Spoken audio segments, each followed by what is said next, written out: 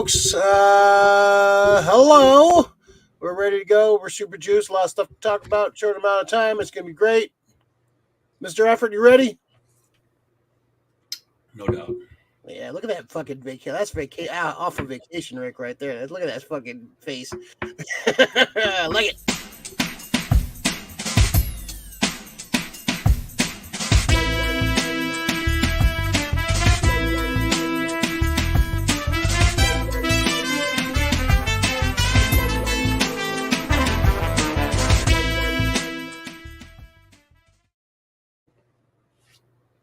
The SF Company Hour, SF from the SF Comic Co. Number 159, with a bullet. Mr. I am Ray Jamzillo, joined by the maximum effortist, vacationist, Disneylandist, Blue Beetleist, Mr. Effort Grayson. How you doing, man?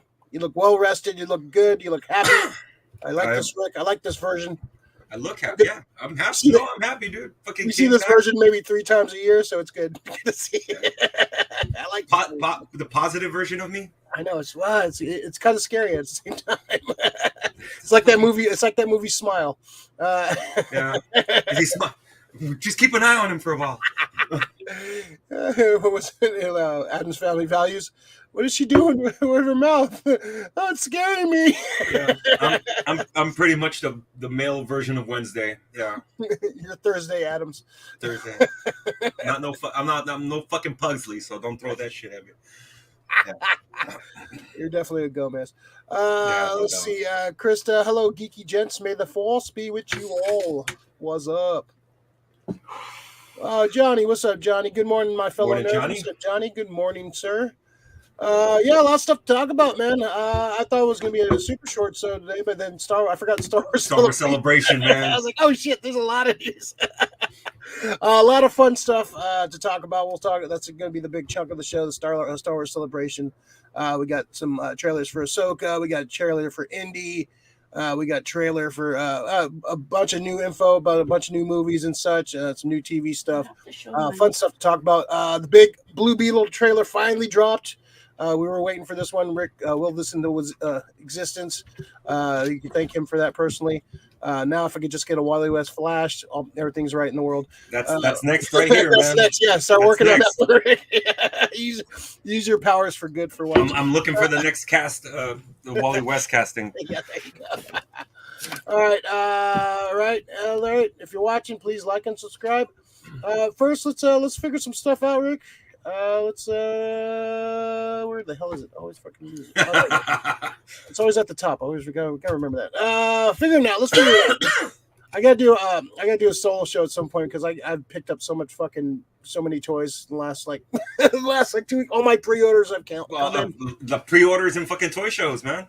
Pre-orders, toy shows. Yeah, I've picked up a lot of stuff in the last couple weeks. Finally got my Mezco Batman in. I first didn't like it, but then it slowly has grown on me. There's some issues with it, but it's a fucking really cool figure. So I'll post some pics at some point. But some G.I. Joe pre-orders just came out. These look for the Ultimate Super 7. So I'll show a couple of these off. These look pretty fucking cool. First, we got Zartan. Super 7 G.I. Joes? These are the Super 7. These are the 7-inch scale. These are more of the cartoon versions of the figures. So we get the cartoon version of Zartan here, one of your favorites, I believe. Oh, I love Zartan, yeah. Yeah, this is very cool. Very all in the cartoon style.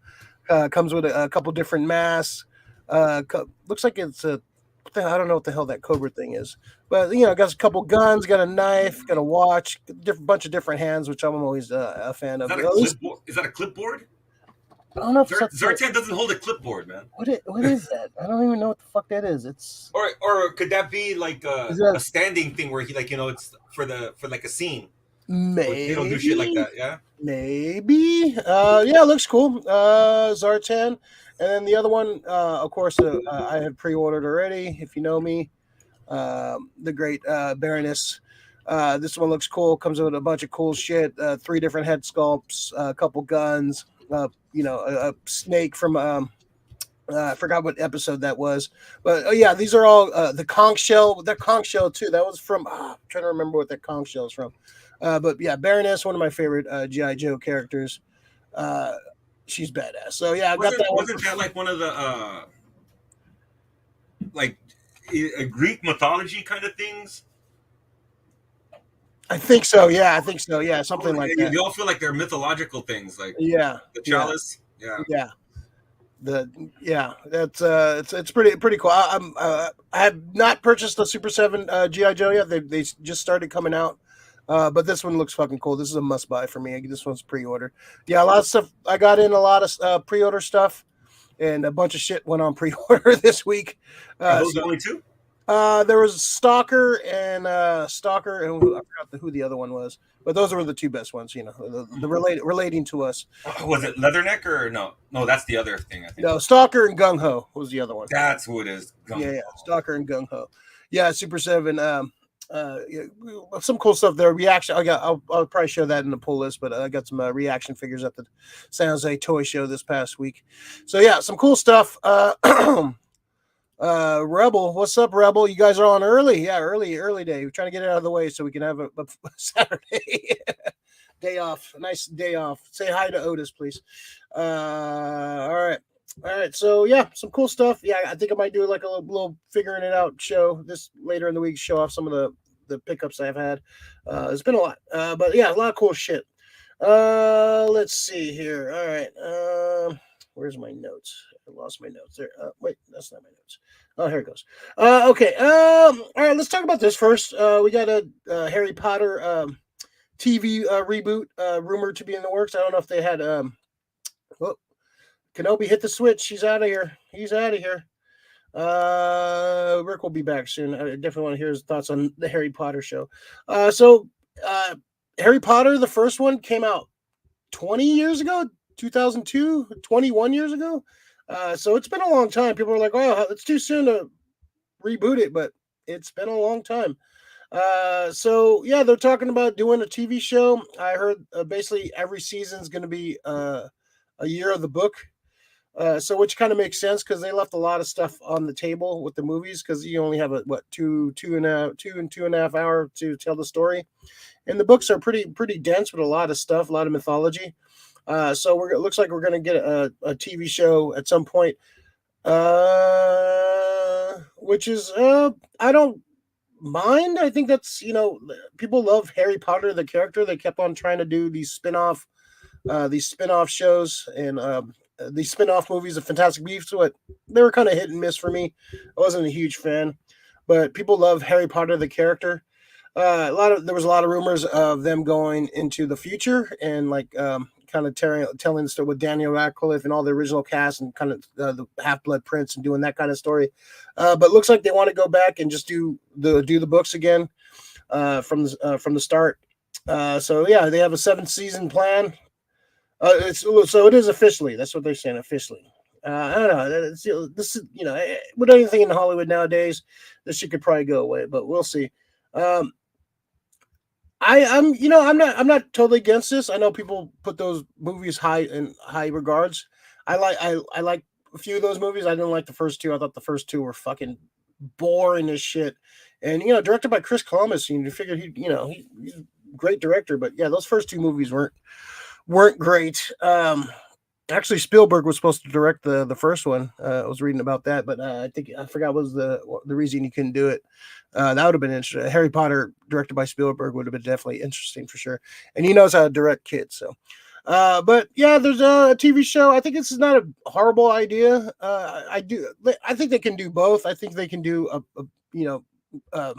if you want to just stick to the movies with the Daniel Radcliffe legacy, just have him do that.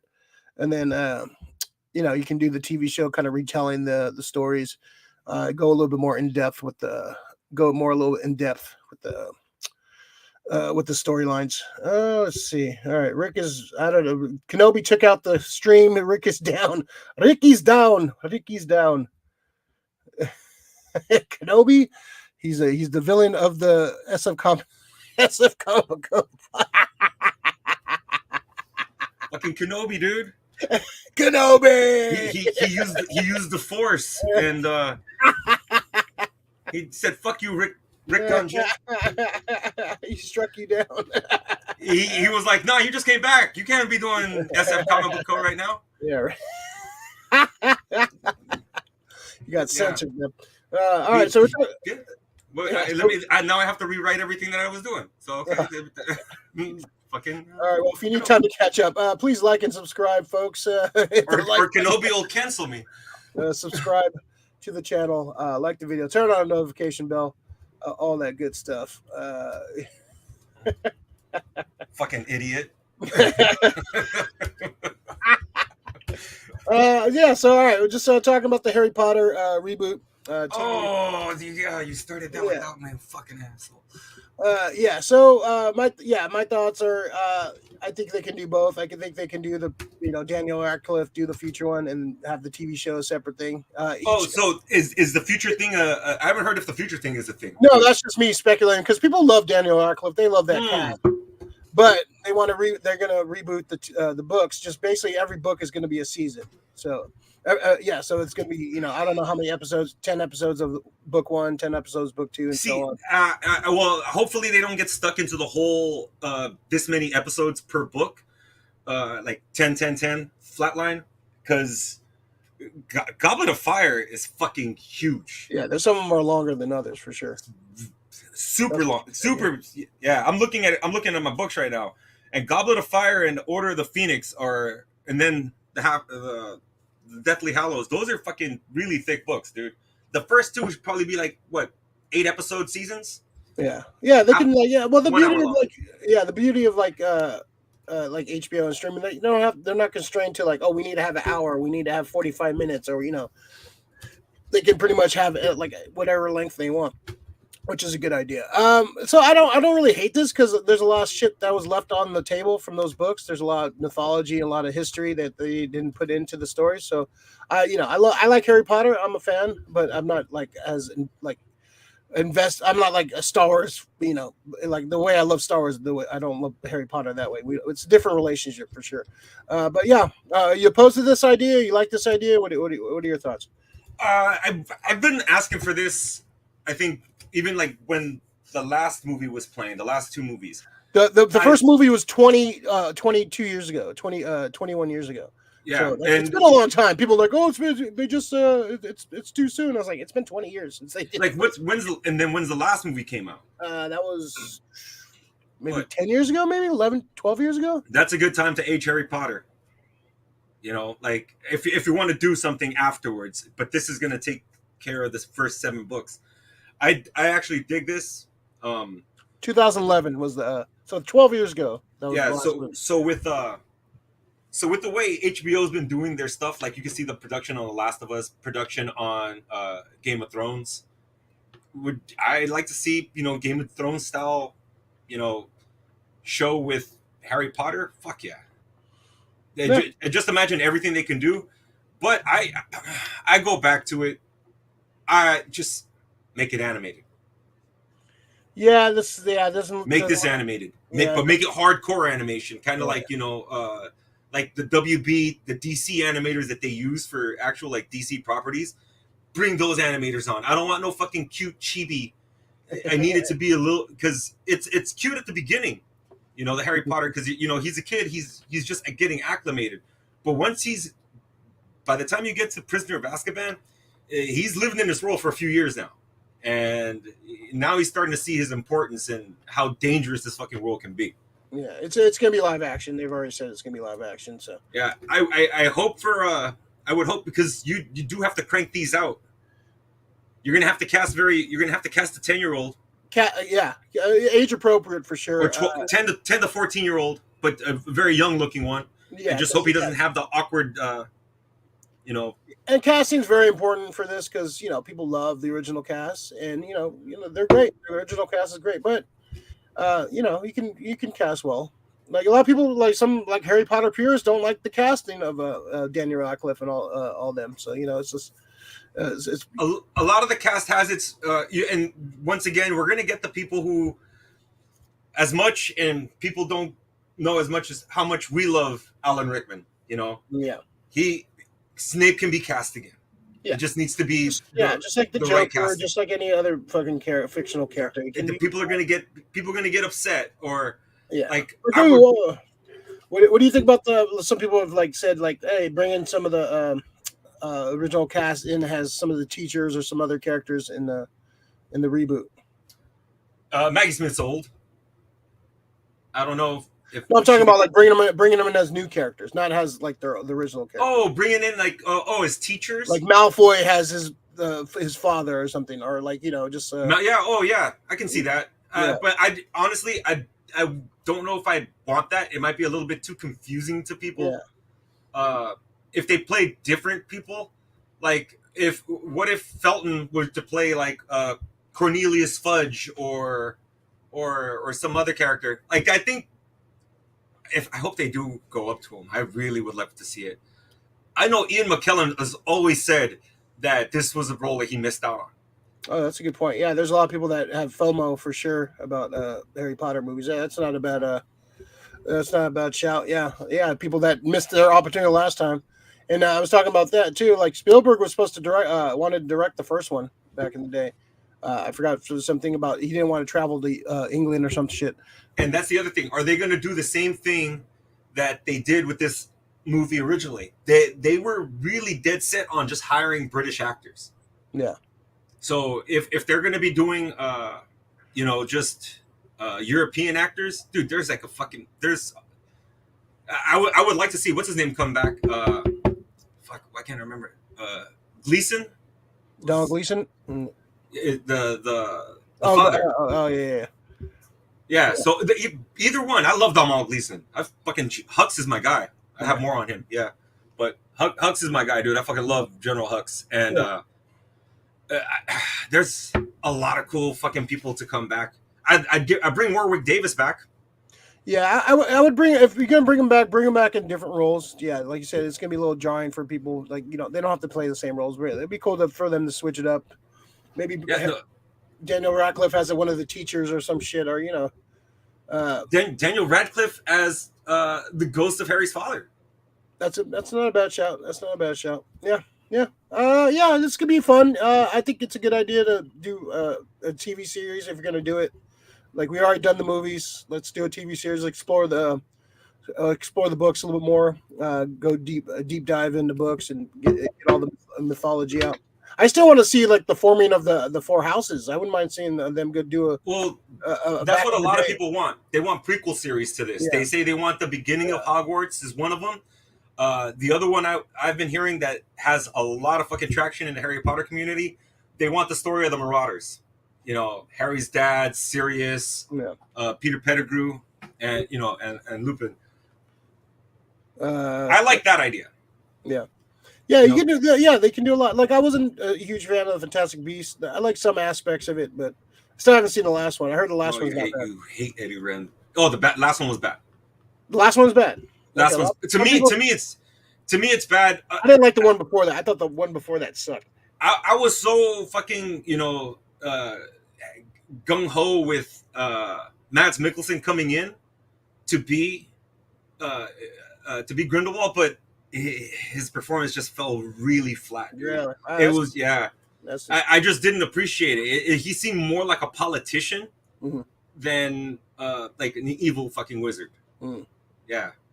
Right. Yeah, we'll see. They're gonna put money in this. Harry Potter is a very very big franchise in the Warner Brothers pantheon, so that's they're one of their money makers, and people love Harry Potter still, even though it's very controversial in some respects because of their creator, but people still I can separate creator and the work. I can separate creator and the work. Yeah. Well, it depends how far. Let's see. Lori, what's up, Lori? Afternoon, gentlemen's. Where are these gentlemen, you guys? I know, right? Shit, I think they watch the show enough to know. This is not the gentleman you're looking for. All right, let's go deep. Let's go into one of the big ones that dropped this week before we get into the Star Wars Celebration stuff, because a lot of stuff to cover. It happened. It happened, folks. It's true. It's happening. It's coming to the big screen. We get Jaime Reyes, Blue Beetle. Trailer dropped this week. Awesome. Everything looks great about this movie. The suit looks awesome. They capture the spirit of the comic, the family, the Latin family vibes. I love the cast. It looks funny. It looks fun. It looks fun. Looks the action. They got some deep cuts in the trailer. I marked out fucking hard when I saw the bug. I Blue Beetle, Ted Cord's original vehicle. People are like, "Oh, that looks like the Night Owl. Night Owls." Yeah, because they cop. That's the Night Owl was a copy of Blue Beetle from the comic. So this is why they have this ship. I hope they come out with a Hot Wheel of this because I love this vehicle. It's one of my favorite vehicles as a kid. So yeah, we got to see the original Dan Garrett suit and the Ted Cord suit. So I hope Cord looks like it's going to be a big part of Cord Industries. We haven't heard any casting yet, but I assume we are either going to get like a cameo or a post-credit scene with Ted Cord as in there because Susan Sarandon's playing Ted Cord's sister. So I'm assume we're going to see Ted Cord at some point because we saw his suit. It looks like the place they're digging around in is Ted Cord's lab where they steal the bug from. But yeah, this trailer looks fucking awesome, man. This is what we wanted. I'm so glad they moved this from this was supposed to be a HBO Max exclusive, but they looked at it and decided to put it on the big screen, which thank God. This didn't get backrolled, thankfully. And there's been rumors that James Gunn is going to like kind of incorporate this into his vision of the DC, which I can see it easily fit in there. And we find out like what Latinos think of Batman. He's a fascist. So yeah, man, you will this into existence, man. You made this happen. Yeah, what are your thoughts on the trailer? Watch the trailer, maybe 7 times in half an hour, or Yeah. I just kept on going over and over and over again. It just looks fucking cool. Yeah. And so I hate being that. If I was a filmmaker, I would definitely be reading comments about how people feel, and I'd be doing the same thing James Gunn does, is going back and attacking them, because first the Batman's a fascist line. People are going fucking like berserk over it, and my whole thing is like, blood. He plays the crazy uncle. Everybody in their family has somebody who fucking just says some fucking whacked out shit. So miss me with that shit, all right? It's just stop it. Second is the suit looks like Iron Man. No, it's kind of like an Iron Man-esque type of suit, but it doesn't look like Iron Man. That does not look like Iron Man at all. It's very much like it looks like the comic suit. It's like a cross between Spider-Man and Iron Man, kind of. 3 CG suit. That is not CG. It might have like elements, but that is a fucking realized suit. This one actually, like I always complain about the armor, like the techno nanobot fucking suits and shit. This one actually looks sick. This is like this is the way it's supposed to be in the comics. So yes, this actually makes sense. Not everyone has a fucking nanotech fucking suit, and I just push a button, my helmet comes on. I'm very sick of that. But this one actually is just like suit looks amazing, Ray. It looks really good. People have been calling it a WB suit, and I'm like, I've seen a WB suit. I watched fucking Smallville. Yeah, that is not the WB suit. This is not the WB. The WB. I keep calling WBC. This is not the WB. Fucking suit. This is actually. This is beautiful, man. This on screen that looks amazing. It looks good. It moves well. I like the CG looks pretty damn good. It looks like fun, heartfelt. Latins getting represented in a fucking superhero movie, or just finally, and people are gonna say, "Oh, well, you guys Namor, we were the villain in that fucking movie." Yeah, they put black and brown against each other. Big reveal on that, right? The race war continues. Yes, no doubt, and not that only that, fucking Namor was the only one who was brown. Everybody else was Latin, but they were blue. Fucking not cool. Yeah, he's blue, but he's inside of a suit now. Yeah. It's sick, dude. It's sick. It looks good, man. It looks fucking really good, man. I saw it on. I went to go see Mario Brothers. We'll talk about that a little bit later. And I got to see it on the big screen, man. It looks fucking awesome, man. I can't wait for this, man. I'm probably gonna go depending Monday or Tuesday night. I want to go see it soon, like quick. Yeah, it's good. Yeah. I got up with a bunch of flicks this week, but yeah, Super Mario Brothers is a fun fucking time. Yeah, man. This is coming out. I don't want to see any more trailers. I'm not going to watch any more trailers for this. I'm in. Yeah. I'm sold on this. Too many trailers are ruining shit for me. So I'm in. I'm good. Like, let's watch Blue Beetle. And I dug how they fucking drove him to work for the first day, and they were fucking chanting Jaime. that may not happen at the first day of like work, but that does happen like at the first day of school. So if anybody like that's not believable, miss me with that shit. You don't fucking live in my house. Yeah, that shit happens. That shit happens. Yeah, it's yeah, it looks like a lot of fun, man. I'm excited. August 18th, I think it's a good spot. Like that's when the first Guardians came out, like around that mid-August time, when it's kind of a lull in summertime. So hopefully this makes some money and does well, man. I'm really rooting for this. Well, I'm gonna put it like this. I'm gonna do my part, and I'm thinking this is most likely gonna be great. I have a good feeling about this, the way it looks. The fact that they're putting it on the big screen after it was supposed to go to direct to HBO Max, and the fact that Sholo's a star, bro. Yeah, he looks good. I like that. Sholo's a fucking star. I like that beginning where they kind of fake you out, like, oh, he's gonna be this fucking douchey millionaire dude. Yeah. Like, hey, Jaime, get back to work. That's this is gonna clean itself. That shit's fucking great. And it's good. I'm happy for him too, because you don't want to get pigeonholed as the Karate Kid guy. That was Ralph Macchio was the Karate Kid. No matter what he did, he showed up in My Cousin Vinny. He's still the Karate Kid. He was still the Karate Kid. Yeah, so I'm glad he's expanding his because the Karate Kid Cobra Kai is coming to an end. So I'm glad this kid. I want to see some of those kids get be stars and expand. This is going forward, right? I have a good feeling because this is a standalone story. It has nothing to do. I'm not sure. The only mention of anything is Batman so far. Yeah. But there's going to be mentions of other characters, but we're not going to see them.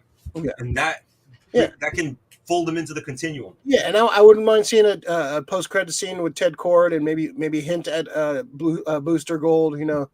Some stuff. Booster Gold would be the great reveal at the end for me. Yeah. And they can shoot that scene. Oh, they already shot it.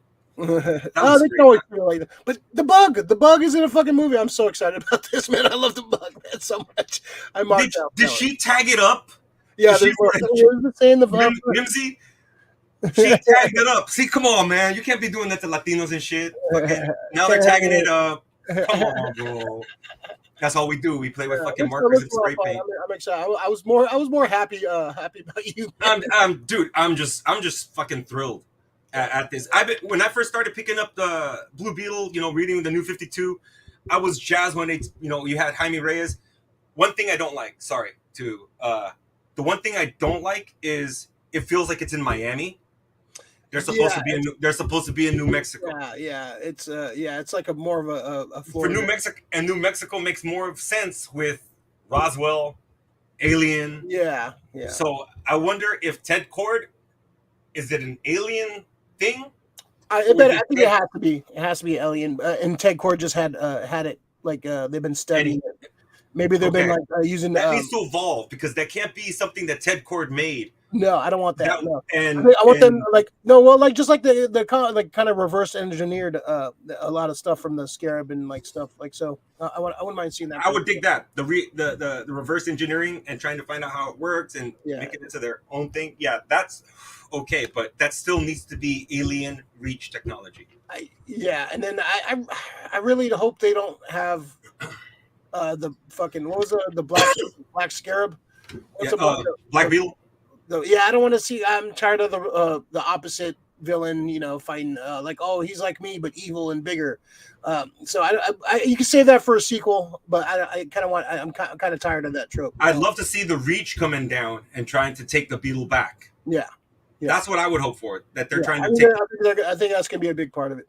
Yeah. Well, I think Ted Kord is gonna be Kord Industries is going to be probably the villain. Yeah, Susan Sarandon is the villain, and she's playing Ted Kord's sister, I believe, or a relative of Ted Kord.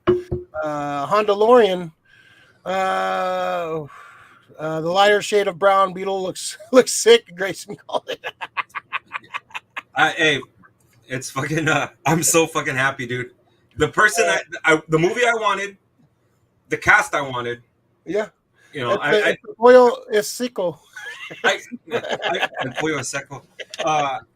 could have done without George Lopez right now is not on a good uptrend, and I hope that kind of doesn't hurt the film. I know that he's very very he's kind of he's under fire right now. Yeah, with good reason. You can't be that one guy who doesn't uplift. You have to uplift, not fucking try to tear down to stay on top. Yeah, he's like the fifth lead of the movie, so it's not, I don't think it's going to be too jarring for folks. These days and age, man, fucking everybody finds a fucking reason for anything, Hey, and I'm not doing it. fucking Fanboys, Snyder fanboys are not going to go see this. Ezra Miller is fucking on the poster for fucking the Flash. So yeah, I think that's all out the fucking window on that. I hope so. Separate but- the work from the artist. Yeah. So yeah, this looks like a lot of fun. I'm pretty juiced about this. It's gonna be a good time at the theaters. Yeah, this is day one. We gotta go all watch this as a group for sure. This is day one for me. Yeah. I might take the day off from work, Ray. I might take the day off from work just so I can fucking like, I'm gonna go fucking make it a day. I'm gonna go have lunch and it's hang a on the celebration. theater. It really is. This as much as everybody, the black community got excited over Wakanda for Black Panther with good reason. It was fucking awesome. Yeah, awesome. I'm hoping that this is going to be for the Latin community. Yeah, because I mean, as much as I love to see Namor, they turn this into the bad guy. Blue Beetle, Black Panther, it's all the same. Yeah, and then movie audiences are. I saw a percentage. It's like 37% of the movie-going audience in America is Latino. Yep. Yeah, and we're super underrepresented. So this is awesome, man. It's gonna be a good time. Speaking of awesome, if you ever want to turn wine into rum, please like and subscribe to the channel. It was rum, right? It was the Southern Supreme. Like the video. I see 6 people watching now. Whatever our high is. Please like, subscribe, turn on the notification bell, so you know when we come on and when we're the chicken. The translation: this chicken is dry. That's a Bo reference, not a Rick reference. Okay. Oh yeah, no, I know that happened at Smoke Eaters. This chicken is dry. He's an asshole, dude. If it's not from one of his fucking places, he's gonna be a dick about it. Asshole. This chicken is dry. He's probably watching this right now. He's one of the 6. Bo's asleep right now. This is fucking 11:30. He's not fucking awake. I was playing Predator last night, right? Predator. All right. All right. So we had some big stuff drop yesterday. Star Wars Celebration is going on right now. I'll be checking the news because it's currently dropping some stuff, some nuggets. So we'll kind of go through everything, but we got announcement about some live action Star Wars stuff. We'll kind of go through them piece by piece. But yeah, so let's let's talk about this Ray flick. This is going to be set.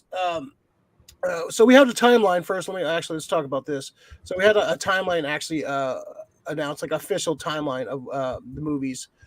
So we got Dawn of the Jedi.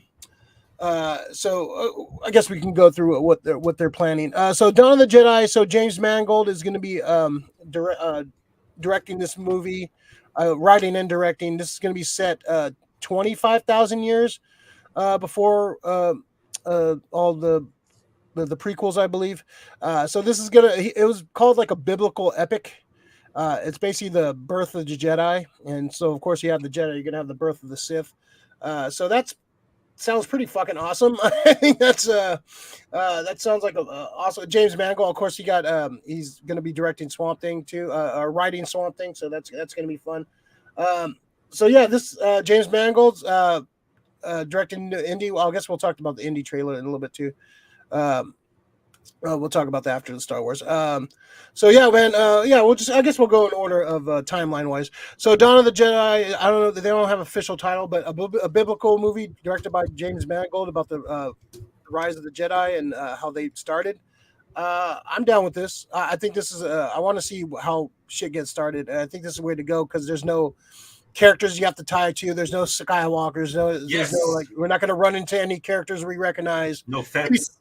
Yeah, maybe some creatures and aliens we recognize, but no characters we're like have to run into. But yeah, man, what do you think of James Mangold directing a Dawn of a Jedi movie? Well, if this is 25,000 years before, first of all, and we'll get to the indie trailer, which I'm excited for now. Hearing him do it, so it's going to be he does action really well, but I just don't want any humans in this. this needs to be all aliens. The humans weren't there, or the terrestrial or Terrans or whatever the fuck they're gonna call them. They weren't there at the beginning, right? Yeah, at the very very beginning. Yeah, of the Jedi and all that. Yeah, yeah. Were they? Yeah, they were human. Well, according to the old canon, I don't know what they're gonna do now, but yeah. See, well, because my whole thing is, I think it should be this. It's Star Wars. Yeah, I mean, we can be in it, but can we come in a little bit later? I'd rather see the multitude. I'd rather see a lot of Kit Fisto's, his aliens, and Plo Koon. Like, I want to see all these other aliens that we haven't got representation, right? You know, I need more than just, because I think we tie the humans too close to Skywalkers and Solos, and who's he related to? If you just make nothing but aliens, none of these characters are related to those. Yeah, I say have a mix for sure. I don't need to see all aliens, all humans, but yeah, I want to see Twi'leks. Yeah, there's been a lot of Twi'lek Jedis, but this the fact that he said biblical and James Mangold and the Dawn of the Jedi, that all those words sound awesome to me. I like all those words put together. So. But yeah, I'm excited about this one. This is definitely a thing to be excited about. We have a Lando Kathleen Kennedy said Star Wars Lando Calrissian series is definitely still happening. Donald Glover was talking about this like last week, a couple weeks ago, about like, yeah, he wants to do some more Lando. I thought he was a great Lando, and I love that period too. I wouldn't mind seeing a Lando series of him, like kind of like, you know, banging. Banging his way through the galaxy. You know, you can even put Alden Ehrenreich in a couple episodes too. They could have some more adventures. He was great in Cocaine Bear too. I like Alden Ehrenreich, man. I like Solo. I think Solo was a fun movie. I'm one of the people with you. Yeah, I think Solo was a fun movie. So yeah, he was Donald Glover is definitely the best part of that. Some of the best parts of that movie. So I'm happy about that. Excited about Lando series. Looks like it's gonna happen. Yeah, I'm fucking super excited, dude. It's any time to go get Donald Glover back. Yeah, he's going to be in the Community movies, which I'm fucking super juiced about. Like, he was the last like holdout. I definitely want to. I want to see Lando going. If you want to, what was that planet called? The casino planet from Canto Bight. Canto Bight. If you want to have Canto Bight, fucking send Lando there. That's there. I can understand. You know, fucking Lando being fucking one of the. That's where he probably wins all of his shit in Canto Bight. You know, amasses his fortune. But that's what they should do. Just how does he get to the spot where he's in Cloud City? You know? Yeah, how he kind of like weaseled his way in there. Yeah. Mm-hmm. Yeah, that's it. Yeah, that'd be fun to see. Let's see what is. All right, so the Acolyte. This is the next one. Apparently, they showed some footage. This is going to be from the Jedi, the Sith perspective. This is going to be set 100 years before Phantom Menace. So they showed some footage. They haven't released it yet, but according to what I've read, it looks fucking pretty badass. It's going to be very dark, a lot of Jedi stuff. A lot of like, you know, seeing basically how they were kind of got too pompous and kind of how they lost control, how the Sith got to gain control. We're probably going to see Yoda in this because he's probably like 750 years old at that point. So we'll probably see Yoda. They haven't announced Yoda is going to be in it, but it should be interesting. The Acolyte showrunner described it as Frozen and cross between Frozen and Kill Bill, which is an interesting fucking way to describe something. You gonna let it go? They're saying it's going to be a lot of action, a lot of martial arts, a lot of fucking battles and stuff. So I'm excited about this one. Man. I want to see more of the Sith and kind of like we've only seen a little bit of the Sith. It's always been Master and Apprentice. We never seen the Sith when they were full force. And I want to know the reason why they had to go to a Master and Apprentice because they're just too out of control. But the Old Republic. Yeah, what do you think of the Acolyte, man? I dig the storyline. We're always, as much as I love like the light side and all these characters, I always want the seedier, evil side of something. You know, like it's gonna probably be definitely darker than the book of Boba Fett, but that kind of was that darker side of, you know, the underbelly. This is gonna be sick. This is like the underbelly of the Force, right? Yeah, this is gonna be like it's gonna be Sith focused, and the cast looks good. This looks fun. I'm excited about this one too. I'm super excited for this. Did they announce? They have casting for this, right? Yeah, they have casting for this. Who's the lead? Let me check it out. I was a bit confused about the Star Wars Jedi movie. He mentioned the birth of the Force, which hasn't always been probably the birth of the way they took to control the Force. Yeah, birth of like the Jedi. Yeah, the Jedi using the Force. Cool. Star Wars. Yeah, because that's the important part with this. Like Donald Glover leading a Lando Calrissian series. Yeah, definitely I could see that. Pedro Pascal taking over the Mandalorian. Yeah, this is going to be huge. Whoever their lead is. Yeah. Carrie-Anne Moss. I heard there was a cool action scene with Carrie-Anne Moss and another person. So Carrie-Anne Moss she's the lead. I think she's playing Sith. I think. She's in there. Lee Dong-Jae, Daphne Keane is going to be at X-23. Yeah, the other people I don't really recognize, but it's So I'm down. I like the synopsis. It's the acolyte will explain how the Sith infiltrated the Jedi. It's a mystery thriller, and described it. It looks like it's going to be a lot of things. I'm excited about this one. This looks fun. I'm definitely on board, man. It's okay. Yeah. Let's see. All right, we'll talk about that in a second. All right, let's talk about Skeleton Crew. The more I'm reading about this, I'm fucking excited. So we're getting a little bit more. So basically, it's like a Stranger Things, Goonies kind of vibe of Star Wars. It's going to follow a bunch of kids, but not be a kids show. It's going to be more of an adult show with kids in it, which I'm totally down for. Let's see. Where can I put this thing? Where is the thing? I'm just the hell. Skeleton Crew. Jude Law is going to be one of the stars of this. Let's see. Oh, here he goes. The upcoming series Skeleton Crew got its first look on London Star Wars Celebration. The series, which focuses on a group of kids and is set to evoke classic Amblin films, stars Jude Law, who introduced his young castmates at Celebration. A bunch of kids got announced. I don't recognize their name. The first footage from the series was also shown, including shots of the children on speeders, in school, on spaceships, and a tease of a familiar villain from The Mandalorian. It looks like Jude Law is going to play an ex-Jedi kind of on in hiding. I can see that. Yeah, he looks like a Jedi. He could be a Sith too, easily. He could be a fucking like a first order fucking like soldier or something. Yeah. So we have some directors too. The Daniels are going to be directing an episode, which I'm super juiced for. Hopefully, this is a step forward them actually directing some other Star Wars stuff. This, of course, is going to be produced John Watts of Spider-Man, the Spider-Man trilogy, the Tom Holland Spider-Man trilogy. This is his baby. This is why he didn't direct Fantastic Four, because he wanted to do this. So that's going to have more to him. Yeah. He's directing series. I think he's going to direct the first couple episodes. I don't know how many, but David Lowery is going to direct some. Jake Schreier and Bryce Dallas Howard and Lee Isaac Chung are going to be directing some episodes too. So I'm juiced on this, man. Skeleton Crew. Amblin. If it has that Amblin vibe, kids in a Star Wars series situation, this could be a lot of fun, man.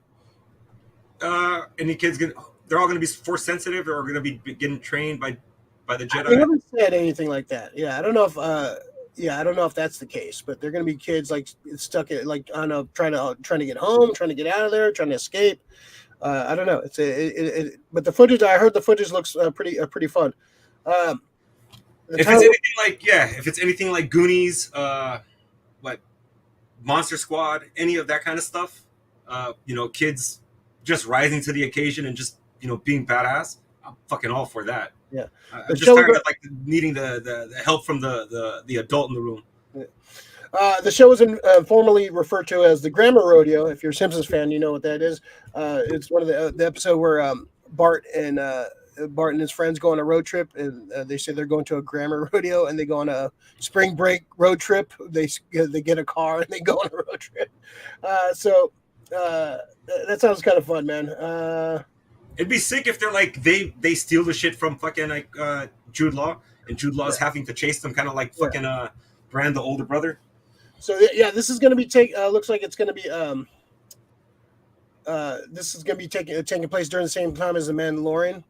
Also, so this looks like it's going to tie in all those things are going to tie into Dave Filoni's movie, which he's going to be directing, which I predicted this was going to happen. We're going to get pretty much all these things that are happening in the Ahsoka series. We'll talk about that trailer in a second. The Mandalorian, Skeleton Crew, Book of Boba Fett. This is all going to culminate in a live action big screen movie directed by Dave Filoni. Basically, the Avengers Infinity War of the Star Wars universe. We're probably going to see Luke in there. We're going to probably, I want to see Luke on the big screen. That's going to be kind of awesome.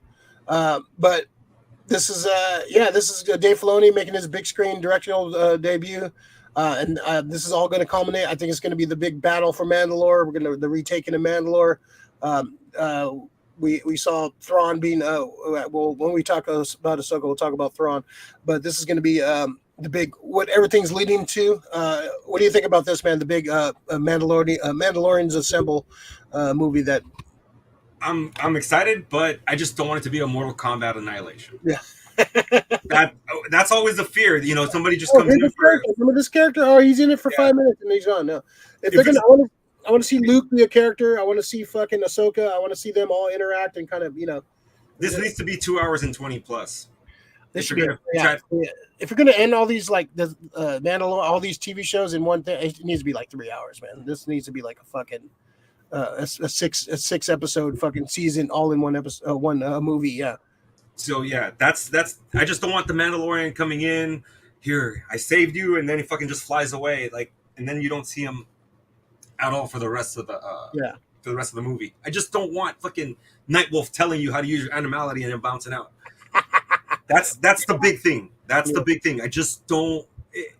It's a lot of characters and a lot of characters that people care about. Yeah. Like it just if you break it all down, so Grogu's going to be in it. Just think of all the Grief Karga. How many characters from The Mandalorian would you take just to be in that fucking movie itself? Yeah. Right? And every series after that. Yeah. Lori's happy to hear about Lando will be a series. Yeah, I'm happy about that. Yeah, it doesn't have to be a long season, like 6 episodes, Like a mini like Obi-Wan. Yeah, I'm totally down with that. What do you think? Who you think will be Thrawn in Ahsoka? It's already been announced. It's Mikkelsen. Lars Mikkelsen's going to be. He's the one that did the voice in Rebels. Lars Mikkelsen? Yeah. He's Mad Mikkelsen's brother.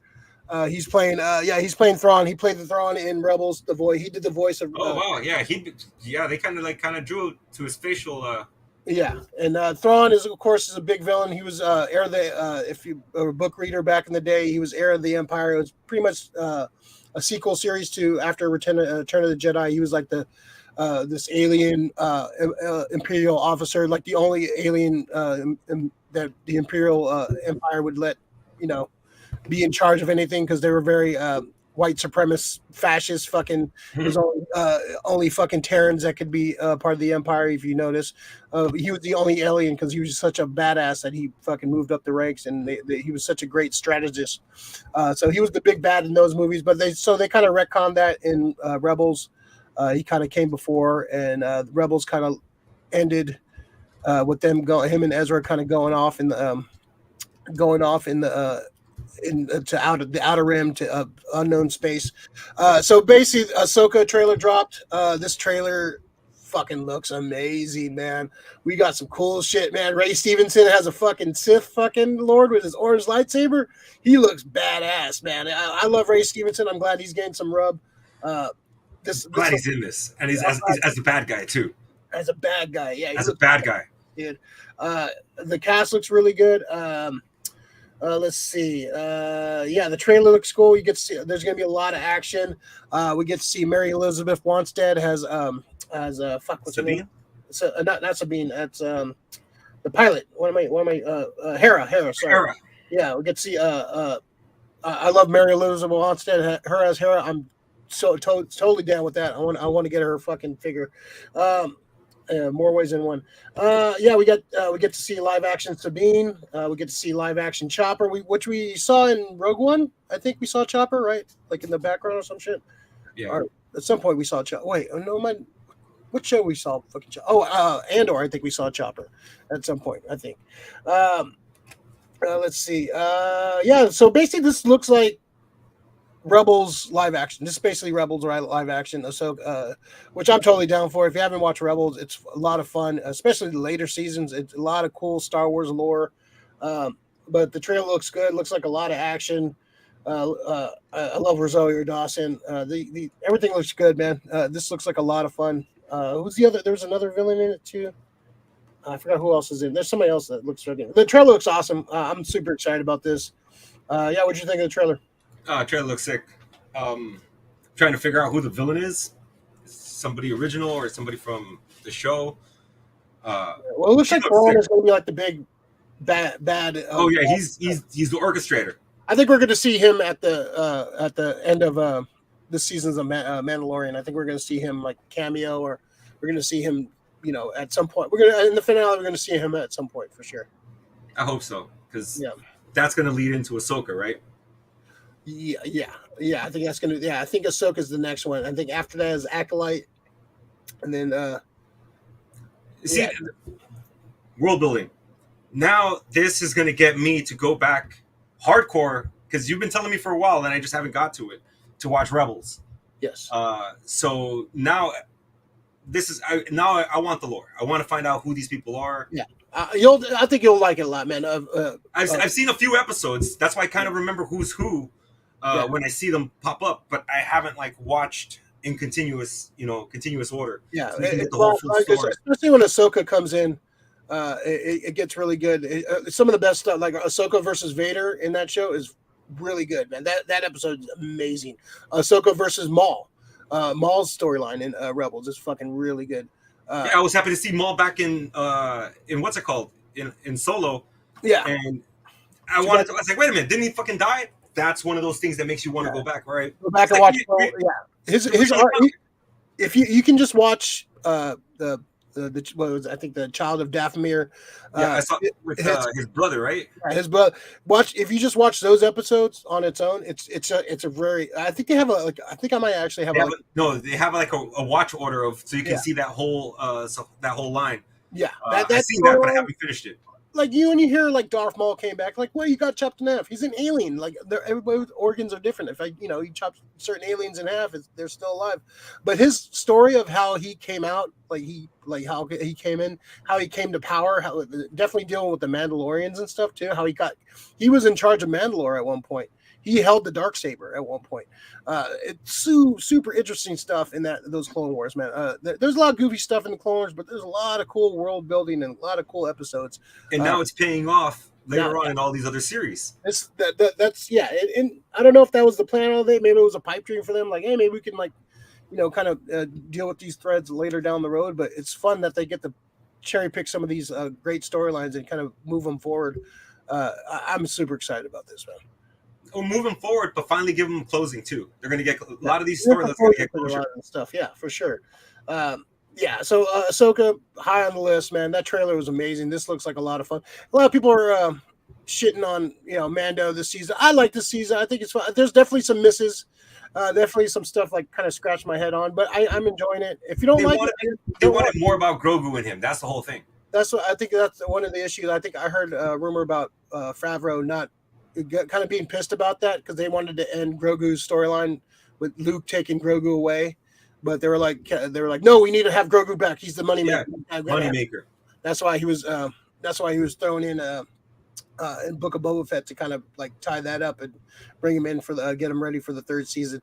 Which I thought it was you could have brought Grogu back at some point, but I thought it was kind of leave him to learn to be a Jedi too. Yeah, he was brought back a little too quick. I think you could have waited. But he's the moneymaker. He's he's like the fucking Mickey Mouse of the fucking Star Wars universe right now. You have no idea how many fucking mouse ears Scrub ears. Oh yeah, he's huge. Well, you know, he's a cute little bastard. But you could, but then you want him want him back. You know, you want fans to like clamor to. But no, you just one episode he's back. Like, come on, have some kind of anticipation. Lori, happy to hear that Andor will have another season. Yeah, that was the plan all along to have 2 seasons of Andor. Yeah, two and done.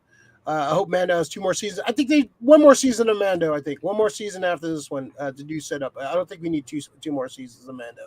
One more season of Mando, maybe a season or 2 of Ahsoka, and then lead up to the big Star Wars Assemble. Big Leo 415. Ahsoka trailer looks hype. GDB's approved. I want to hear your thoughts on Air, Leo. That's a real. I want to hear your opinion on that one. Michelica, what's up, Michelica? Happy Star Wars News Saturday. A lot of Star Wars news dropping. A lot of figure reveals. A lot of stuff dropping about Star Wars, man. A lot of fun stuff to talk about for sure. Leo, Mando has been lackluster for me. Always pass out on episode 3. Episode 3 is the Doctor, right? Is that the one? Yeah, I think. Oh, that's a great episode, man. I like parts of it for sure. I'll try again later this weekend. It's just I've been wanting more on the other side. That's why I loved Andor so much. Yeah, you're getting more of that political, how fucking former empire just working their way into the system, and the Republic's not all it's shaped up to be, man. Yeah. Tim Meadows was great too. Find more ladies. I love Mando this season so far. Leo, I'll be air watching this weekend. All right, I want to hear your opinions on it. I might go check it out tomorrow. See it before. Oh yeah, I want to see that too. Yeah, it looks good. I heard it's good. All right. Okay, let's next on our timeline. What was the other thing? So many goddamn things coming out, man. So yeah, we're gonna have Moth Mothma. She's gonna show up. She showed up in the trailer. For too. She's gonna be in there. Okay, let's see. All right, so let's talk about the Rise of the sequel to Rise of Skywalker. We're gonna. This was the most shocking announcement, really, of the whole weekend. There was rumors of not rumors, but we heard things of Rey, Daisy Ridley going to Lucasfilm a few months back, and people are just kind of wondering what's that. Is this going to be? Is she just there for making a meeting, or is this going to be rumors of like a new trilogy, or what's going to be happening with this? So yeah, we got an announcement that Sharmeen Abdid Chinoy, who directed some of the Miss Marvel episodes, and some I believe some short films and two, I believe, featured Daisy Ridley back as Rey and builds a new Jedi Order. So this is supposedly going to take place 16 years after Rise of Skywalker. We got the writer from Peaky Blinders, I believe, is writing this. Yeah. So basically, this is going to be like, hey, let's reboot what got wrong in the last 2 episodes. I made good. I like Daisy Ridley. I like Rey. I thought her character was handled poorly in those last 2 movies. It wasn't her fault. It was just bad writing. It was totally not her fault. This feels like a little too soon for this. I could have waited a few more years. I think we kind of for a sequel. It's going to be a few more years still before it comes out. True. It's going to probably be like 4 years before this actually comes out. But yeah, this looks like it's going to be her kind of rebuilding the Jedi and kind of restarting the Jedi. What I hope we don't see a fucking student that goes bad and destroys the Order. Like I don't know. We've already done that story a couple more times. Don't do that storyline. I'm curious how they're gonna go with this. Like, who's gonna be the villain? Like, how Dark Rey? Maybe they're setting some stuff up in the Filoni stuff movie. Maybe where this villain is gonna be kind of. Please don't have the Palpatine return, please. This was definitely a head scratcher. This was definitely out of left field. But I love Daisy Ridley, and looks like they got some good people behind it. We'll see. I don't know. What do you think, Owen? This was a shocker, man. This was interesting. Well, it's what's the story they're going to tell? Like, okay, look, I liked Rey Skywalker. I think there was stuff they didn't need for it. like the whole Kylo Ren and her like love interest. To me, that was weird. I was like, "You're the villain. She's." I don't need a Romeo and Juliet kind of story. Very, very forced and awkward. Yeah, like I don't think you really needed that. It just felt weird. I don't want Kylo to be redeemed. He's a fucking asshole. He's a fucking prick. Yeah, I hate seeing it. Like the villain has to be redeemed. No, it's just a trope in every fucking movie nowadays. Fucking let him fucking be an asshole on the way out. He's a prick. He killed his dad. He killed fucking Solo. Yeah. Oh, we're gonna redeem him. You know? I don't like all these fucking characters getting redeemed, and this is a problem in every fucking like movie nowadays. It's just I'm afraid that's going to be a center part of the fucking story going forward. That she's going to be seeing fucking Kylo in her dreams, or just like Force Ghost Kylo. Yeah, I don't want fucking him doing that shit. He was an evil fucker. They should have. Once they killed Snoke, they made him the ultimate baddie. You know what I mean? Like, he was supposed to be the guy, and he still wasn't that. He was still a crying baby. It was... Yeah, pretty much. That's how I feel. I do like the character of Kylo Ren. I just don't want him back into this if they're going to go forward to this. They need to have Rey move on and actually do some other shit that doesn't have to deal with some of that, well, the shit in your past always comes back up. No, it doesn't have to. People can just keep going. You know? Fucking Yoda fucking did it. I'm sure Yoda had a whole bunch of problems, but yeah, Yoda fucking got to the fucking where he was because he was a true Jedi. If she's gonna restore the Jedi, it needs to be Yoda's Jedi. You think we're gonna see some we're gonna see Poe or Finn come out in this? Well, what's his name said he'd never come back. The main reason I heard that she went to Disney, she can't get work. She's known as Rey Skywalker. She can't get work, and this is the easiest. If she wants to be a working actress, and this is Disney's like, hey, we want to do shit with you, but you say you don't want to do it. So now she's open to it. Yeah, they're fucking going for it. Let's bring it back. Yeah, I'm good with that. But are we gonna have Sith? Who's gonna be the villain? Is very interesting. Yeah, are we gonna have this Return of the Sith again? Like what? I wouldn't mind seeing like a new kind of villain. Maybe maybe like some gray Jedis or some like gray Jedis. Or I go back to them. Give me the fucking Hutts. The Hutts as fucking villain. They got a whole bunch of old fucking evil Jedi or Sith, and that's their fucking army. You know, like, yeah, come at us. We're fucking loaded. We got this. They want a job. We're paying them top dollar. They get to live like kings now. Yeah. And they have Jedi to fucking fight their battles, or Sith or whatever. Lori, that's too bad to hear about Daisy Ridley. I think she's great, and Hollywood sucks to not hire her. She's had jobs. She's worked. But the thing is, she was in that horrible Tom Holland movie, the one where you could read like men's thoughts and shit. Yeah. She needs to get better roles too. Like she needs to be. Thank you. She needs to choose better for what she thinks. She can't just go next to Tom Holland. It's like, oh, it's Spider-Man and fucking Ray. Let's go fucking make a blockbuster. No. You need to be smart on the roles you choose. Look at everything that's going on. Yeah, Krista. Well, yeah. What happens with the Hutts? I'm sure there's still Hutts out there, and they want revenge on anybody named Skywalker. Maybe they kind of come after her for the Hutt Slayer. So that could be a plot where they try to take her out gangster style, try to take out the Jedi. Because fucking Skywalker, he fucking tipped the balance when he fucking took out Jabba. It's been a power struggle since. These things write themselves, right? The fucking lore is there. Yeah. We're gonna see Grogu in this.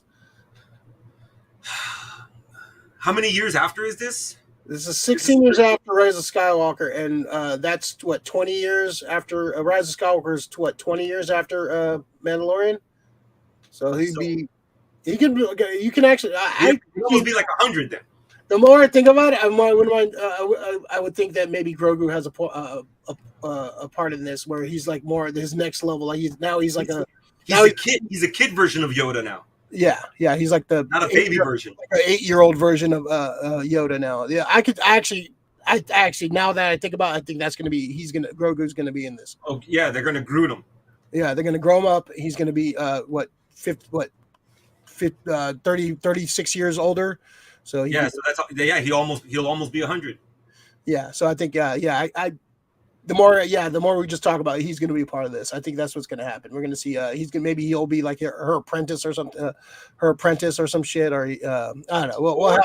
Or since he's been probably doing it for that much longer and he knows both, that she fucking just, I found Master Grogu. You know, like he's a Jedi. He's been a Jedi Master for. Yeah. He picks it up fast. I could see that for sure. He's a quick learner, that little guy. The more we talk about, like, oh, that's gonna happen. Well, and see, that's the whole thing. I like that to happen. Yeah, it's like fan service, and people will like will poop shit on it before it even because it didn't happen. Yeah, so I'm going in there fresh with whatever they're gonna do. Yeah, I just don't want Kylo and fucking Rey, romance in her dreams kind of shit. This is gonna be an important movie too, because this is gonna be the make good and kind of fucking resetting what the future of Star Wars is gonna be past these movies. So this is definitely gonna be an important one. Who's writing this? The guy from Peaky Blinders, you said? Yeah. He wrote some other good stuff too. Lori, I was looking for a bottle of Cavassier on Tim Meadows' desk in Mando. Oh, look who's coming in. It's a Niffy at this. Yeah, dude, I would fucking love Tim Meadows to go full fucking ladies man on that shit. Yeah. Bring me a fifth sandwich. That last episode, man, I haven't seen it yet. I'm gonna watch it today. There's a couple of casting choices in there where it takes you the fuck right out of the fucking show. One casting was pretty awesome. The other two casting takes you out of it, man. It feels like you're watching some kind of fucking SNL sketch. It's a little weird. I think I might have seen something. It's a little jarring, man. It's a little jarring. It's a little jarring, I tell you. So yeah, man. Exciting news, man. A lot of exciting stuff. So what so as far as day one is concerned, what stood out to you? What was your like? Oh shit! I can't wait for. I think probably Ahsoka. I knew it was coming. That trailer's fucking awesome. Yeah, dude. I knew it was coming. I want to see. It's always who you want to see her fight, because that little fucking lightsaber battle that she was having, just a sample of it. That looked fucking dope. I'm excited for that now. Yeah, but I want to see. Good, yeah. I'm sure that's going to be an early battle. They haven't showed us the real battle. You know how they always have multiple battles in this shit. We gotta see a little hologram of Ezra Bridger too. He's been cast, so he's going to be a part of it too. And he's going to be like aged, right? Yeah. Yeah. So that I'm excited for Ahsoka a lot, but I think the news of the Filoniverse movie.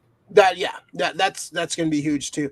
I think once you watch Rebels, you're going to get. Oh yeah, dude, I got a lot of stuff to watch, man. I'm going through one show right now, but there's so much to watch. You're going to be even more juiced for this trailer. Once you want to play video games too, so much.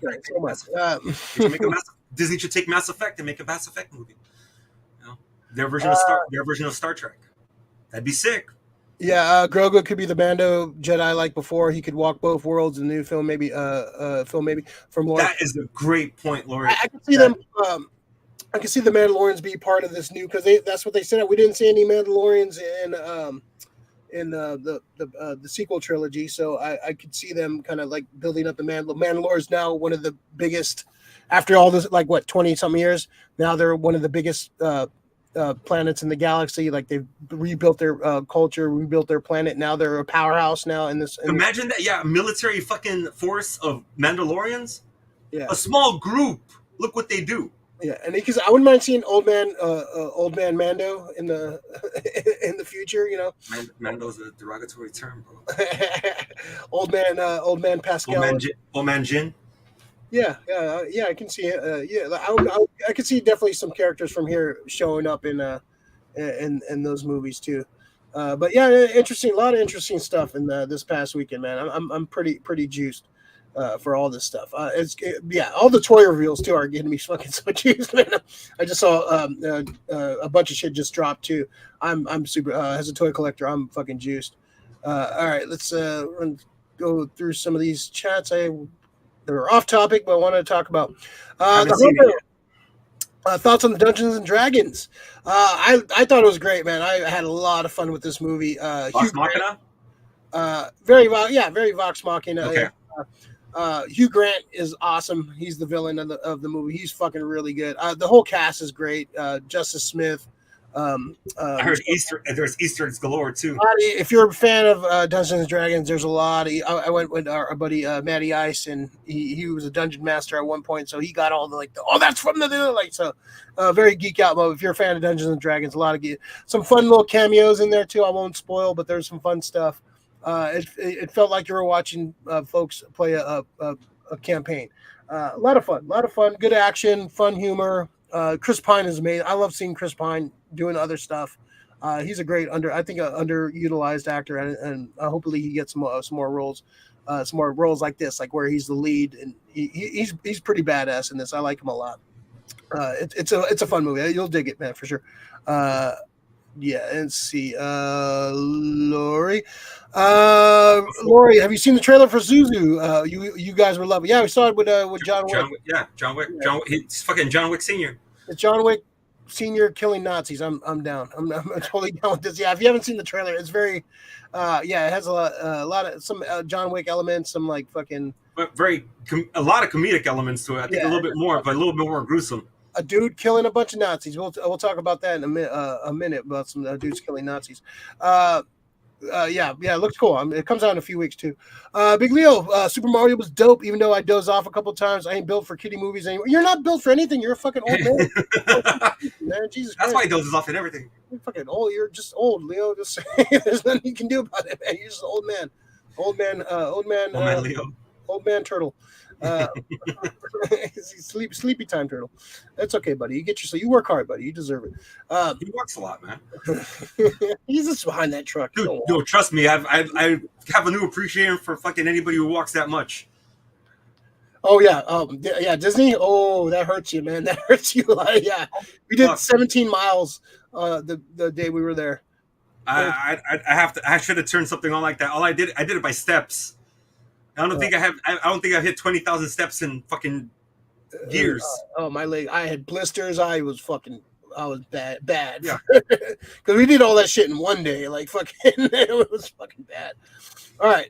So speaking of killing Nazis, let's talk about this. Of course, it's not Star Wars, but it's under the Lucasfilm banner. We got Indiana Jones: Dial of Destiny. Way better trailer than the first one, I think. The first trailer kind of wonky at some parts, but this trailer looked fun, a lot of fun. Felt like indie. The Rolling Stones music in the beginning is kind of takes you out of it when you're watching indie. You don't expect to see that kind of music in an indie movie, but it wasn't too bad. But I love the story setup. We get to see kind of get a little bit more of what's going on. Boyd Holbrook looks amazing. Phoebe Waller-Bridge looks great.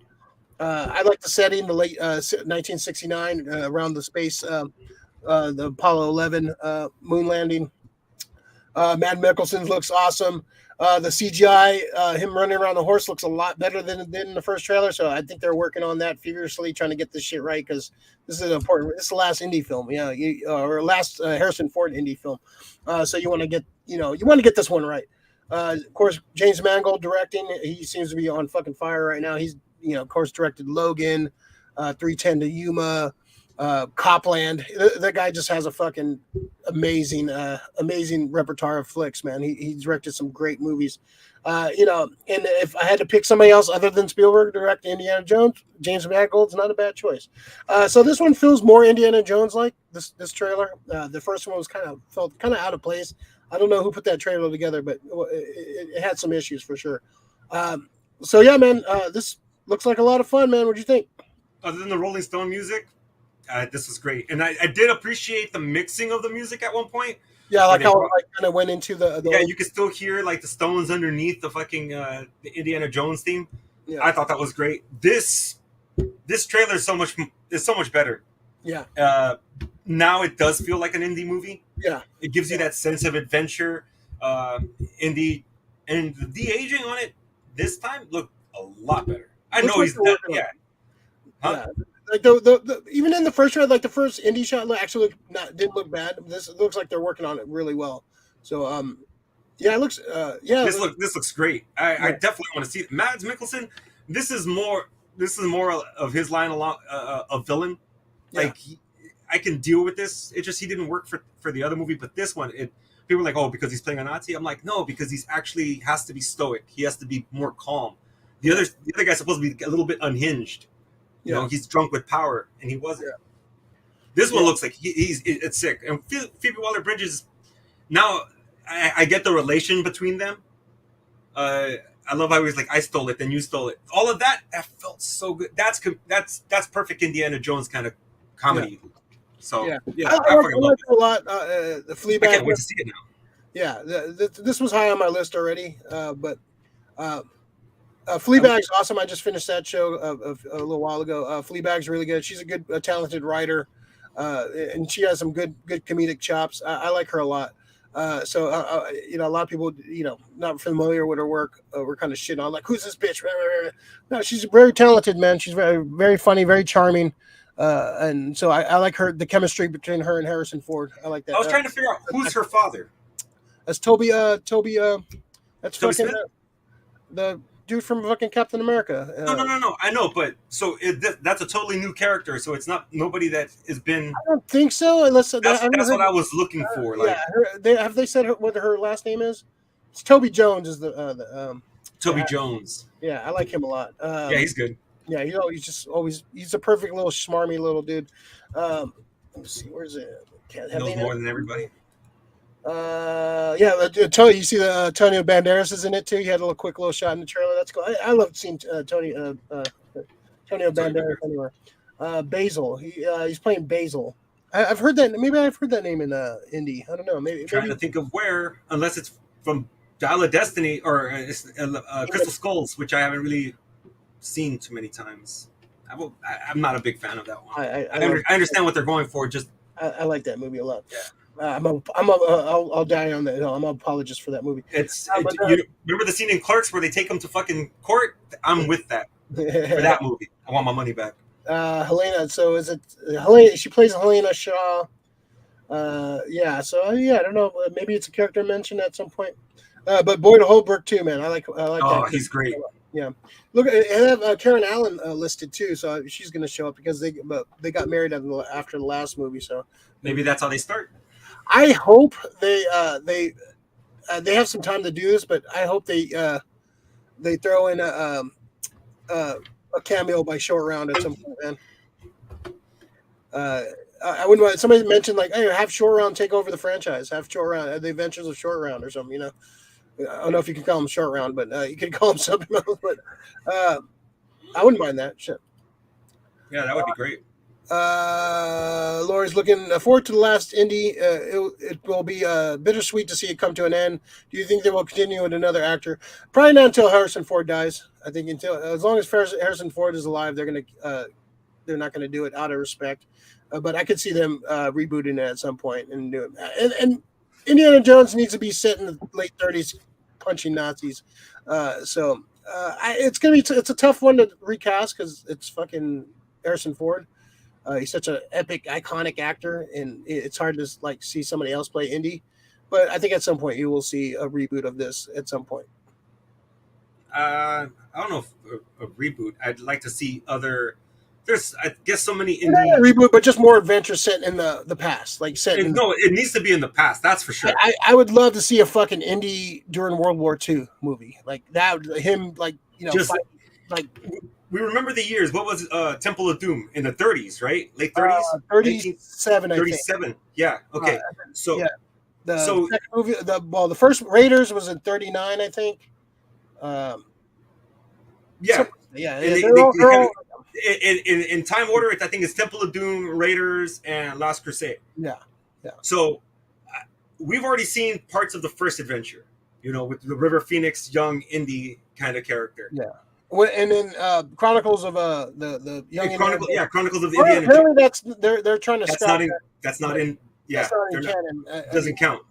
It's great. That show was great. Some of it was great. Some of it was fun, dude. It was fun. I was a kid. It's fun. Yeah, some of it.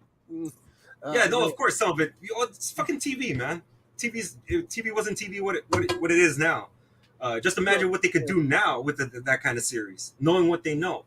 But dude, so you have 1937, and I think Molaram, or who was whoever was the advisor to the Maharaja, they were talking that he was known to do this, that they were threatening to cut his, member off in some other country. And, it wasn't my hands. It was my. I want to see those stories. I want to see those stories right there. It was pretty dope. I want to see more Indiana Jones, younger Indiana Jones. Maybe even like what, early or late 20s, fucking late roaring 20s Indiana Jones. How old was he when he was River Phoenix? I think he was River Phoenix, teenage, like 15 or some shit. No, but what year was it? Like, here, hold 1912.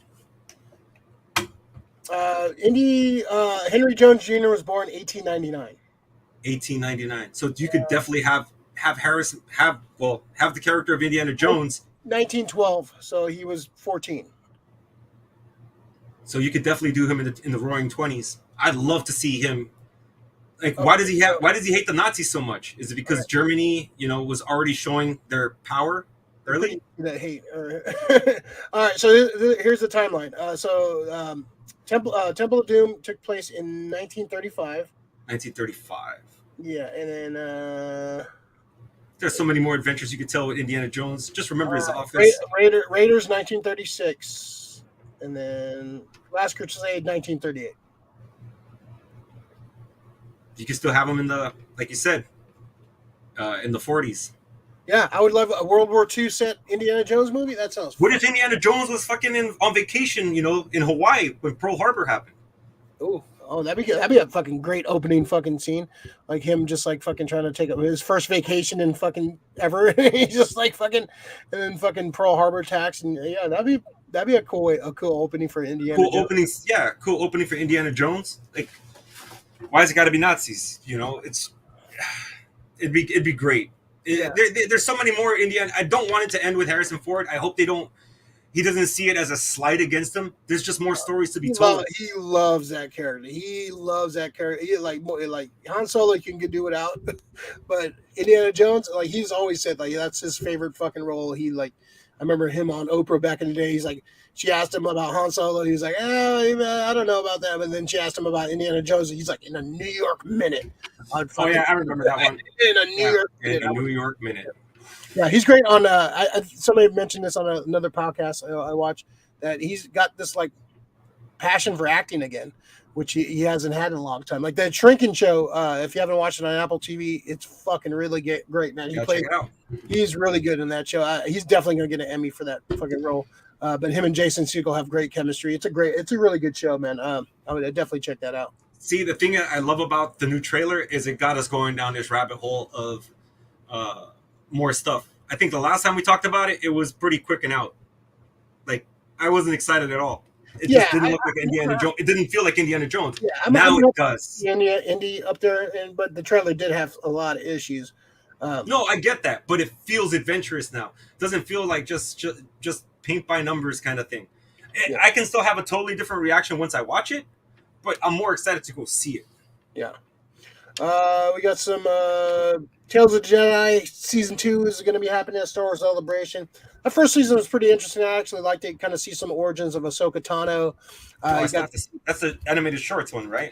Yeah, it was pretty interesting. Yeah, and Count Dooku, see young Count Dooku interact with like Mace Windu when he was full Jedi and stuff. You kind of see how he led him down a dark path, how he kind of got down to a dark path.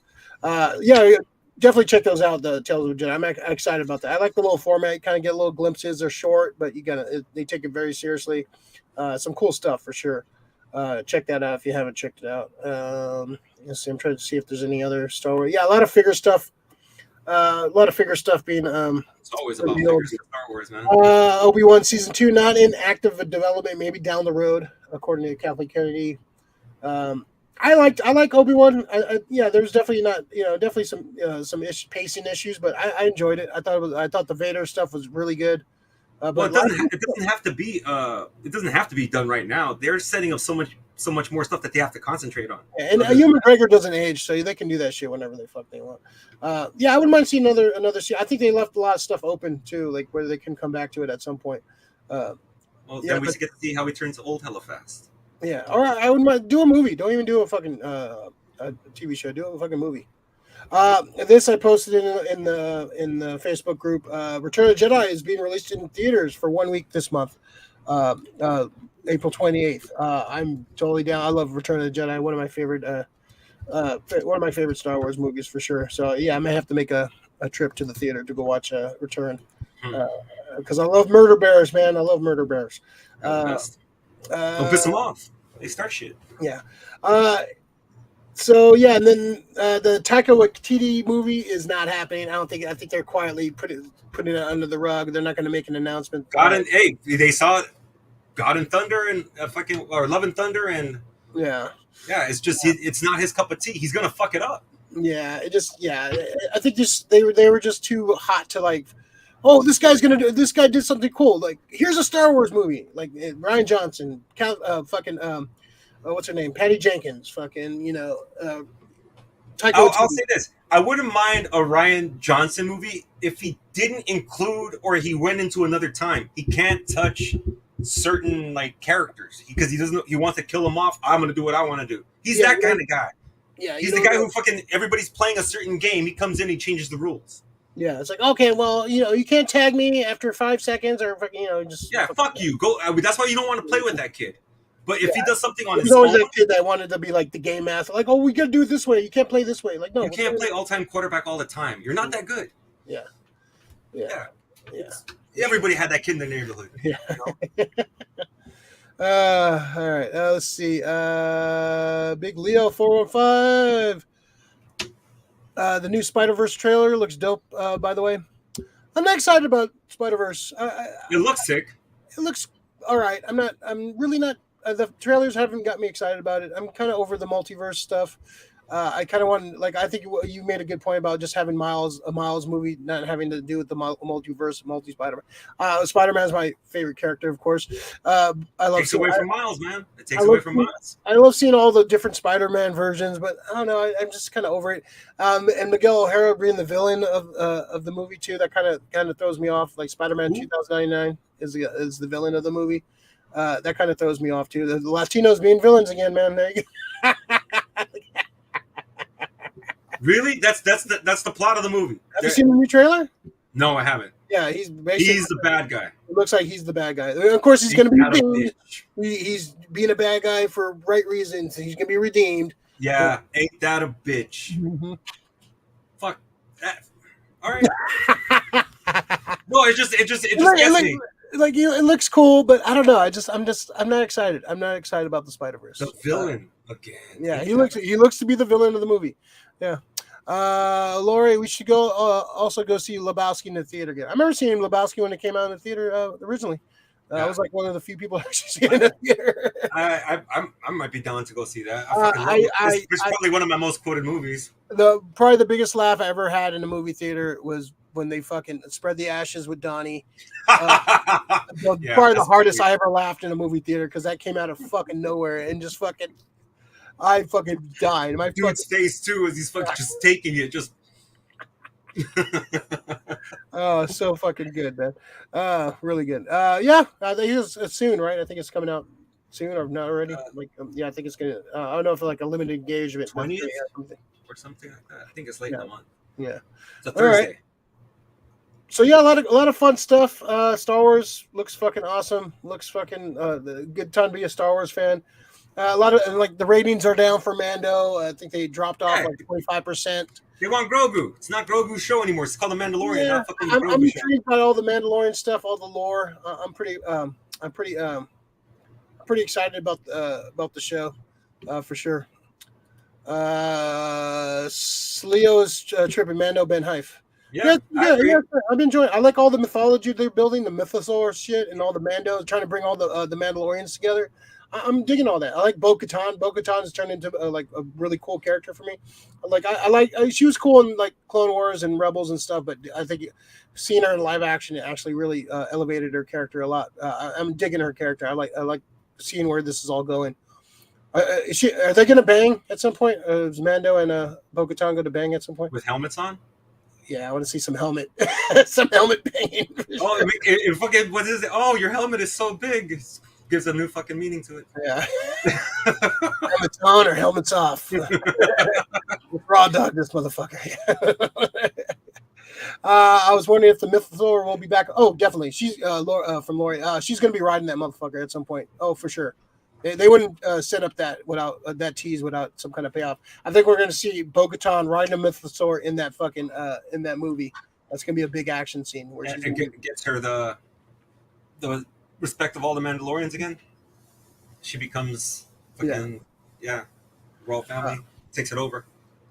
Yeah, I think that's gonna. We're done. Yeah, you don't set that up and like that. That's part of the lore. That's how they, he became in charge of the first Mandalorian. He rode the Mythosaur, and that's how the lore started. Isn't it a little too Boba on the Rancor though? Yeah, kind of, I guess. But that was pretty. I don't care what it's still awesome. It's still gonna be awesome. I'm just wondering if people are gonna be that, like fucking Boba on the dude. I'm looking at Rancor, motherfucker. I'm looking at things that people are gonna bitch about. But the thing is, I'm cool with it. So they're gonna bitch about this shit. Oh, they did that everywhere. Like, dude, relax. It's still cool. Sick to see all the Rebels come into live action. Yeah. Yeah, this is. That's why I need to go watch it. Yeah. Hera, Hera's an awesome character. She's a great character. She's a badass pilot too. She's a great. And Mary Elizabeth Winstead is. So they didn't. The only person they didn't show was Ezra, right? They showed Ezra in the hologram. On the hologram. Yeah, that's it. Yeah. But they showed a live action hologram. So yeah, we've seen the fucking Wookiee type dude in Mando. So him live action. We've seen Chopper live action. We've seen Sabine. We haven't. Well, I guess we can't. Well, I don't want to spoil for Rebels, but we're not going to see Kanan probably. Played by Freddie Prinze. Freddie Prinze can play him live action if they do a flashback or something. That'd be sick. I can see that.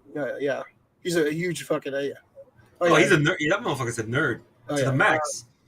Zed, thank you, YouTube user who is Nip.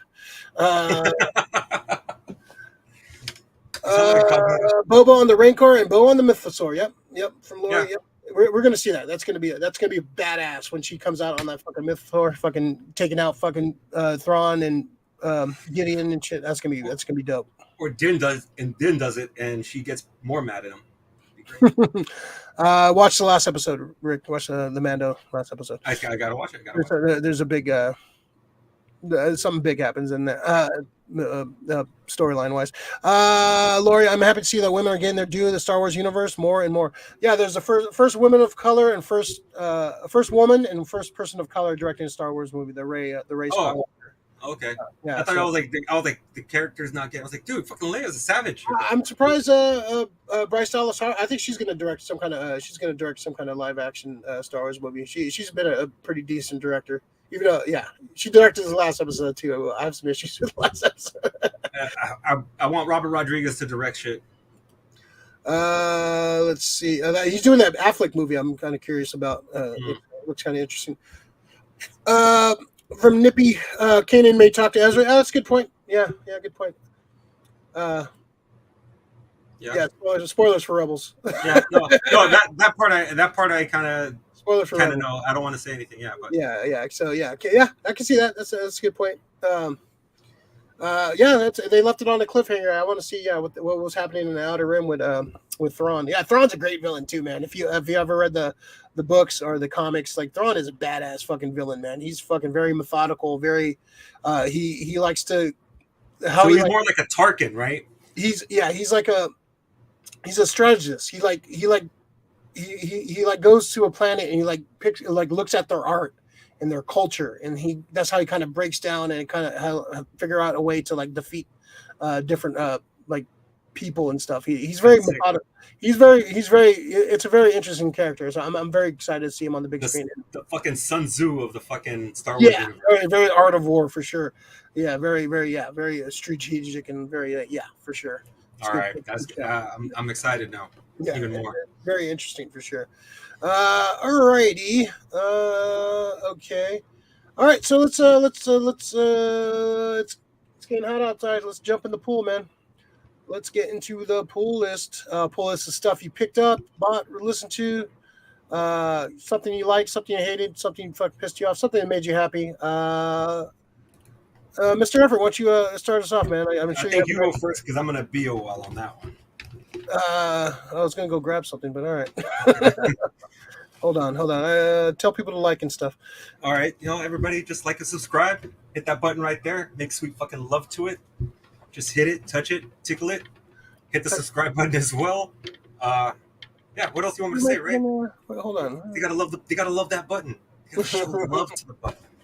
All right. Wait, hold on. Love. The button loves back. It lets you know when we're on. Why is But hold on. oh God, Ray, you got to be prepped. Sorry, folks, for the technical issues. Oh, there it goes. I'm sorry.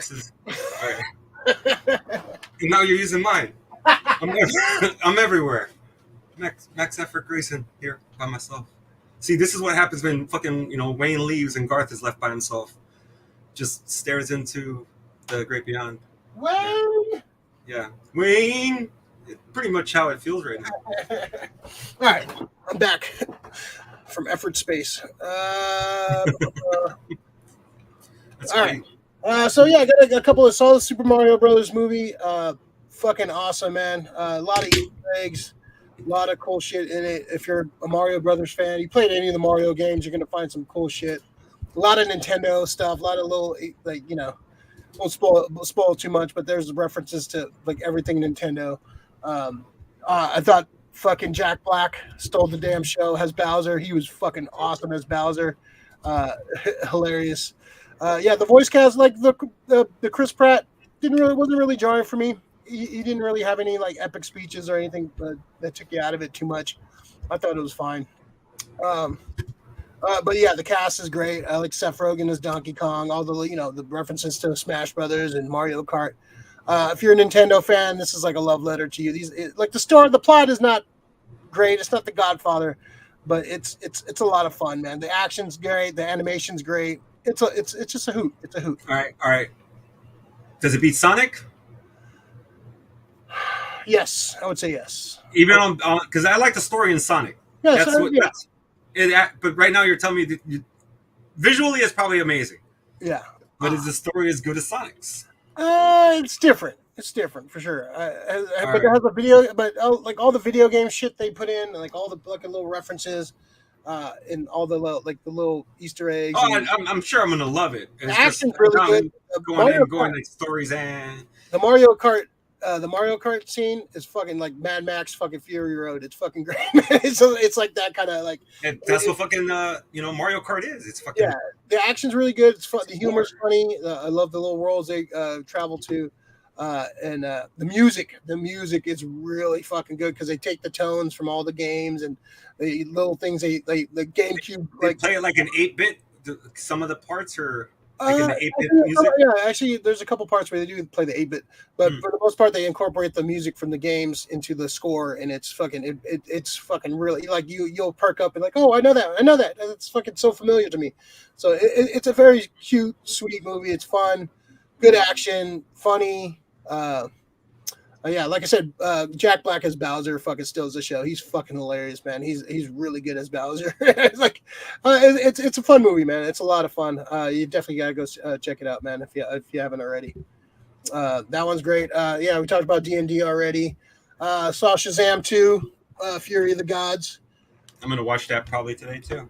Didn't hate it. I thought it was fun. The worst part of the movie is Billy Batson. Shazam. He's really fucking annoying. The kid version.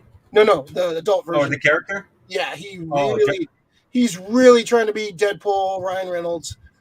He's the worst part of the fucking. He's fucking obnoxious. It totally doesn't fit the character of Shazam, Captain Marvel. I think I figured out what I don't like about these Shazam movies. He's trying to be Ryan Reynolds. He's trying to be like quirky. Oh. I can see that. Joke a minute, fucking no, that's not how Shazam is. No, that's not how he acts. No, yeah, and it's so contradicting like the Billy Batson character and Shazam character, who's called the Captain now in the comic, which I think is better than calling him Shazam. But yeah, I think that's the reason. Like I like all the other characters. I like Mary Marvel. I like the other kids in this one. I like Helen Mirren and Lucy Liu as the villains. What's her name? The chick from West Side Story is in this too. She plays one of the characters. Oh, Rachel Ziegler. She plays the love interest of Freddie Freeman. I like him in this movie. He's really good.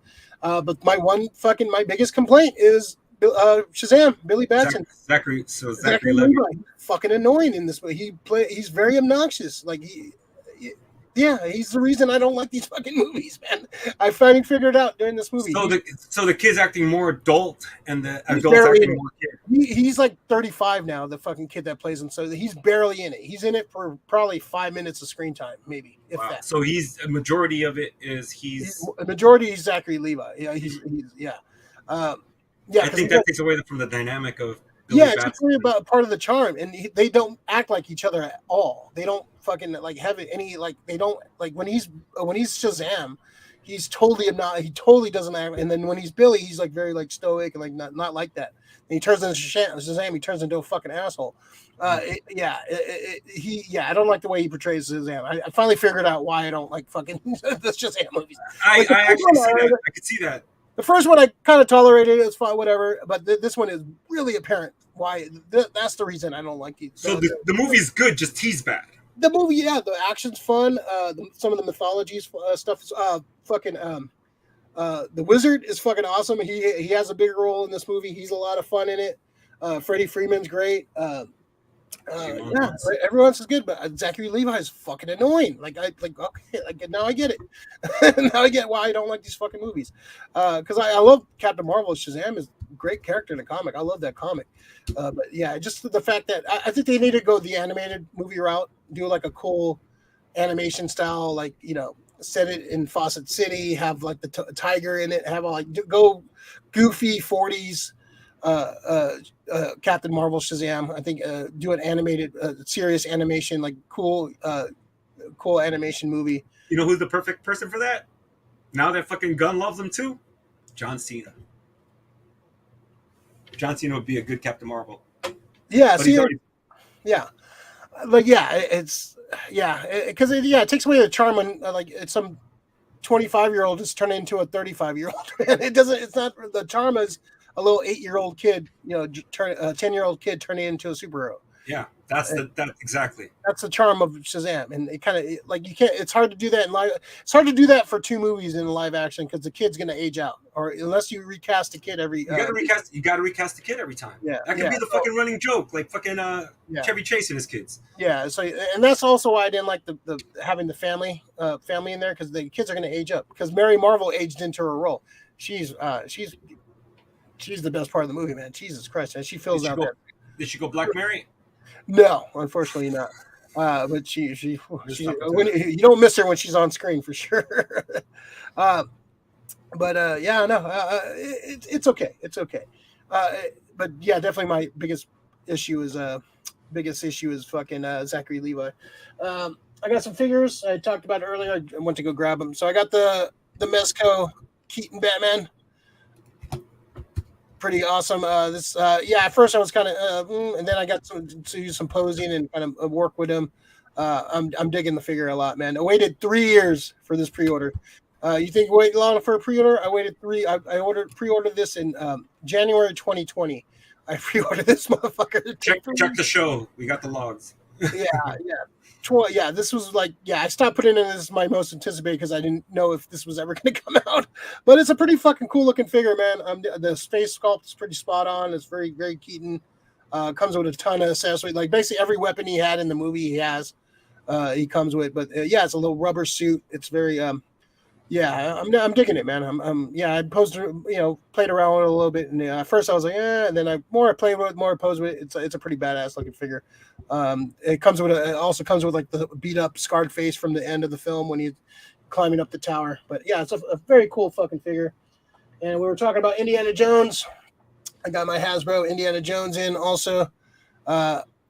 Digging it. I like the figure. I just saw somebody on Instagram post a Kitbosh kit. So the one issue is the plastic, the fucking rope and the gun. It's very cheap plastic looking fucking thing, very Toy Story fucking looking thing. I found a guy on Instagram, thanks to Toy Galaxy, that you get a belt, like a leather belt, a better gun, a better whip, for like $20. So you can like take all the crap accessories off and add like the cool accessories to them. It's like a wired. Who's that by? This figure's by Hasbro. This is they're coming out with Indiana Jones figures. This is like one of the first wave. They just announced at Star Wars Celebration a bunch of new ones. They got Indy from Temple of Doom, which is like shirt torn in the sword. I might have to pick up. The fucking satchel. Yeah, they showed Short Round. They showed they got pretty much all the villains. Some figures from the upcoming movie too. So yeah, the first one's pretty cool. I'm digging the figure, man. I'm liking it. Yeah, Hasbro does some good work, but the accessories are a little much. But I found the guy online to so I can update the figure and make him look a little bit cooler. So that's pretty cool. And then the last thing, I shit on this fucking writer. I've very upset on this writer for a long time, but my boy is doing all right. My boy's back in prominence. He's one of the main characters in DC right now. The comic is really good, so maybe that had a hand in it. He had to fall from grace to have people respect his name. But I'm gonna recommend a Tom King book. I know it's shocking. I knew it. I fucking knew it. Hey, Tom King's a good writer. You can't like all his shit, but he's a good writer. Well, he's off. After this, he's off my shit list for now until he does something else stupid. But Human Target. This is Christopher Chance. This character. So this is kind of dealing with a murder mystery. He gets. He's pretty much. He kind of takes a bullet for people, kind of like to solve murders and crimes and stuff. So he took a bullet for Lex Luthor, and basically got poisoned by somebody trying to kill Lex Luthor. So he was trying to figure out. So it involves the Justice League International, the Blue Beetle, Ted Kord, Ice Fire, Guy Gardner, Justice League, and it kind of involves all those characters. It's pretty fucking good, man. Blue Beetle's in this, like a Booster Gold, the stuff with Guy Gardner. There's a romance with Ice. It's pretty. The art's actually pretty decent. It's like very noir style. It's pretty cool that he's kind of like, it's a murder mystery dealing with all the Justice League International. I'm trying to find a good page to show off some of the art, but like he draws a hell of a fucking Ice. It's very noirish. I love the kind of the mystery about the Bwahaha Justice League. The stuff with Guy Gardner is fucking pretty awesome. I'm trying to find a good shot of Ice because he fucking steals the show. But yeah, he's off my shit list. This was actually a really good, fun story.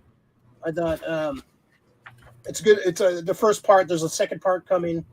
Yeah, it's basically a cool little murder mystery. He's interacting with all the Justice League members. Like he draws. He's. The artist is pretty awesome. His name is Greg Smallwood. The art's very beautiful, very noir-like. You feel like you're reading like a crime noir novel. This is part one, the two-part series. The second part hasn't come out yet. But Matty Ice highly recommended it. So I was like, he talked about it so much where I think he made it his profile picture at one point. So I was like, all right, I gotta check this out. The stuff with Guy Gardner in this is fucking hilarious too. The Guy Gardner used to date Ice, and the dude's starting to date Ice, and there's a little tension between them. And then there's always tension with Guy. Yeah, there's always tension with Guy. But yeah, Guy Gardner, it's pretty funny. He plays a jealous ex-boyfriend. That's a great shot right there of Guy. Just a smarty prick. But yeah, the art's really good.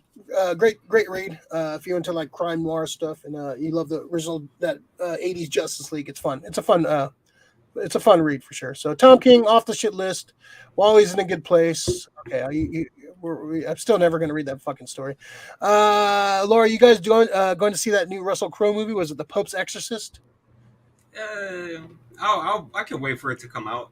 Yeah. That doesn't really like call to me to go pay to see it in the theater. Yeah. Oh, they people fucking booed the shit out of it when they were advertising in WrestleMania.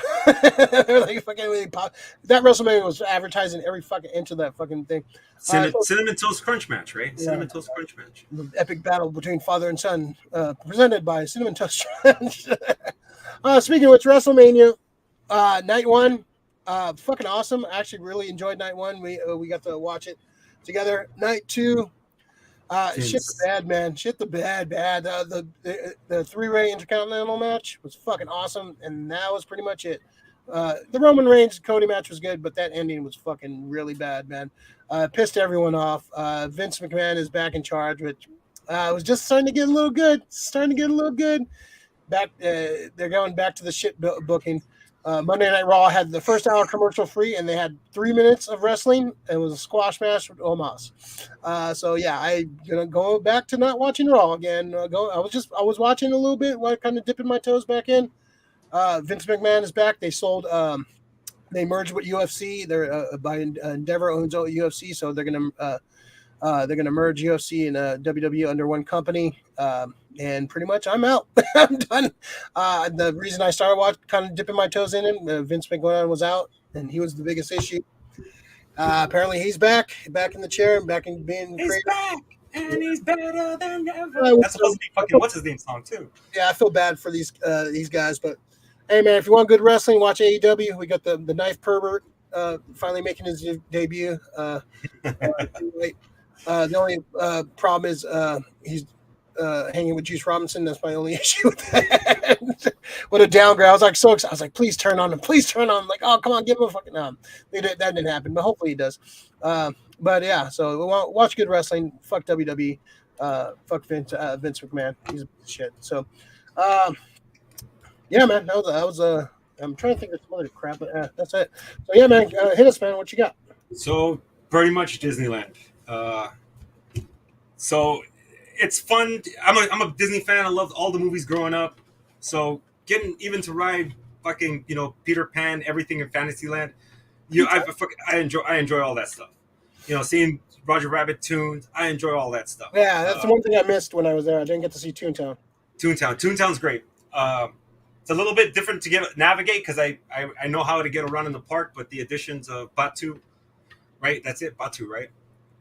The Star Wars area. This was your first time with Star Wars Land, too, right? Yes.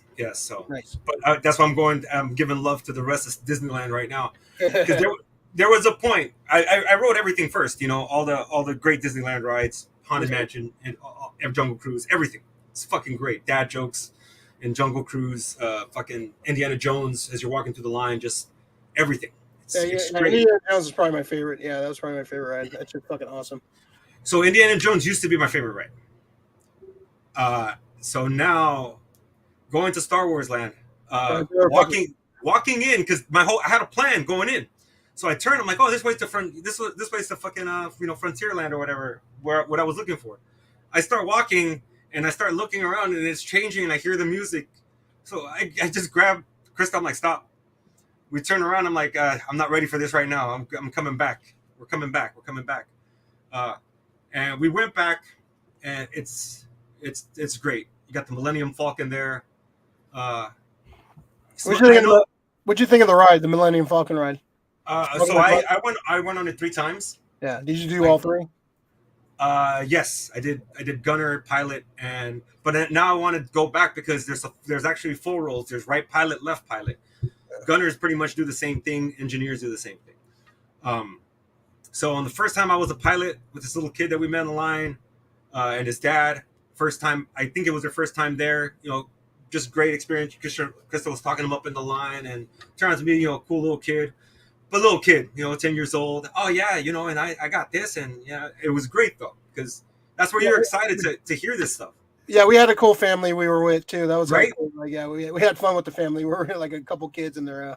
So the first time we went, it was just us 4. Me and the little kid were pilots, and Krista was a shooter with the other guy, with the dude's dad, and we got out with a pretty good score. It was like 75%, I think. Like 76%. Because I was just like, oh shit! So it's like a video game. I was like, this actually attracts me more to the game because now I want a perfect score. I want to get a high score. Second time we went in, an older Indian couple, I think. No, I forgot. Or the father and his dad, I think, were piloting, and they did okay. I was a gunner. We were killing it. Me and Krista were fucking. She actually outshot me because I kept on pressing the wrong button during the fucking ride. So it's sick, but the one thing I enjoyed is when you come out, if you fuck up that thing, we got to 36%, you can hear as you're walking out that you have a busted ship. Instead, like the first time I didn't hear anything, it just sounded like a regular, just humming, and that was cool. Rise of the Resistance. Now, Nip was telling me about this ride because, you know, he saw that I was there. He was like, "Dude, you got to try that." Smuggler's Runs are it's kind of whack, but Rise of the Resistance, Rise of the Resistance. I went on it 3 times. Dude, that fucking ride is fucking awesome, man. If you went on it, you know that it's like I got 3 different things happening every time I went in. So the first time I went in, we were, you know, when you get taken up in the room with the AT-ATs, we got taken up from the front 2 times, where we see the AT-AT shooting at us. The third time we went in, we came in on the side, where, you know, you see the side crew inside doing something in the head, but then they start, you know, you see 2 stormtroopers come out to the side and they start shooting at us. So the ride, I don't know how many variations of the ride there are. We went on in the daytime and the nighttime. And when you see Poe, How long was your wait? Huh? How long was your wait? First time, I think we remarked on it. It was about 45. No, the first time was about, maybe 60 minutes, 65 minutes. But I think they didn't change the thing yet because it felt a lot faster. During the day, the lightning line really, you know, messes with shit because they're trying to get those people on. So the second day I did a lightning line because I wanted to go on it. Now it's going on in the day. I'm there. We want to experience it. We want to have fun.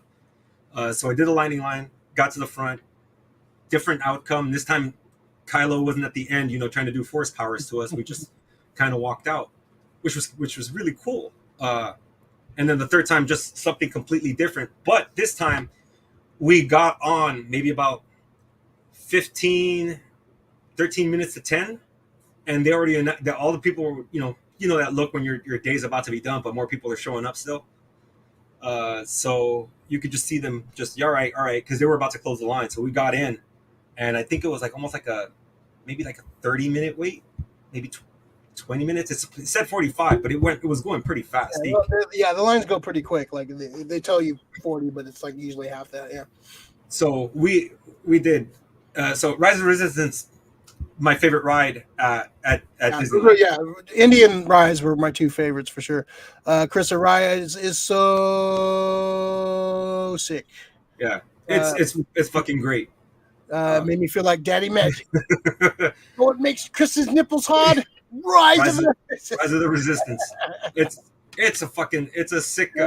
Cool. Once you walk in with all the stormtroopers and shit, and I was like, you feel like you're in Star Wars. You feel like literally in fucking Star Wars. So right, like the mix of like animatronics and video screens and like actual rides, and like it's just a cool blend of everything, like fucking all together.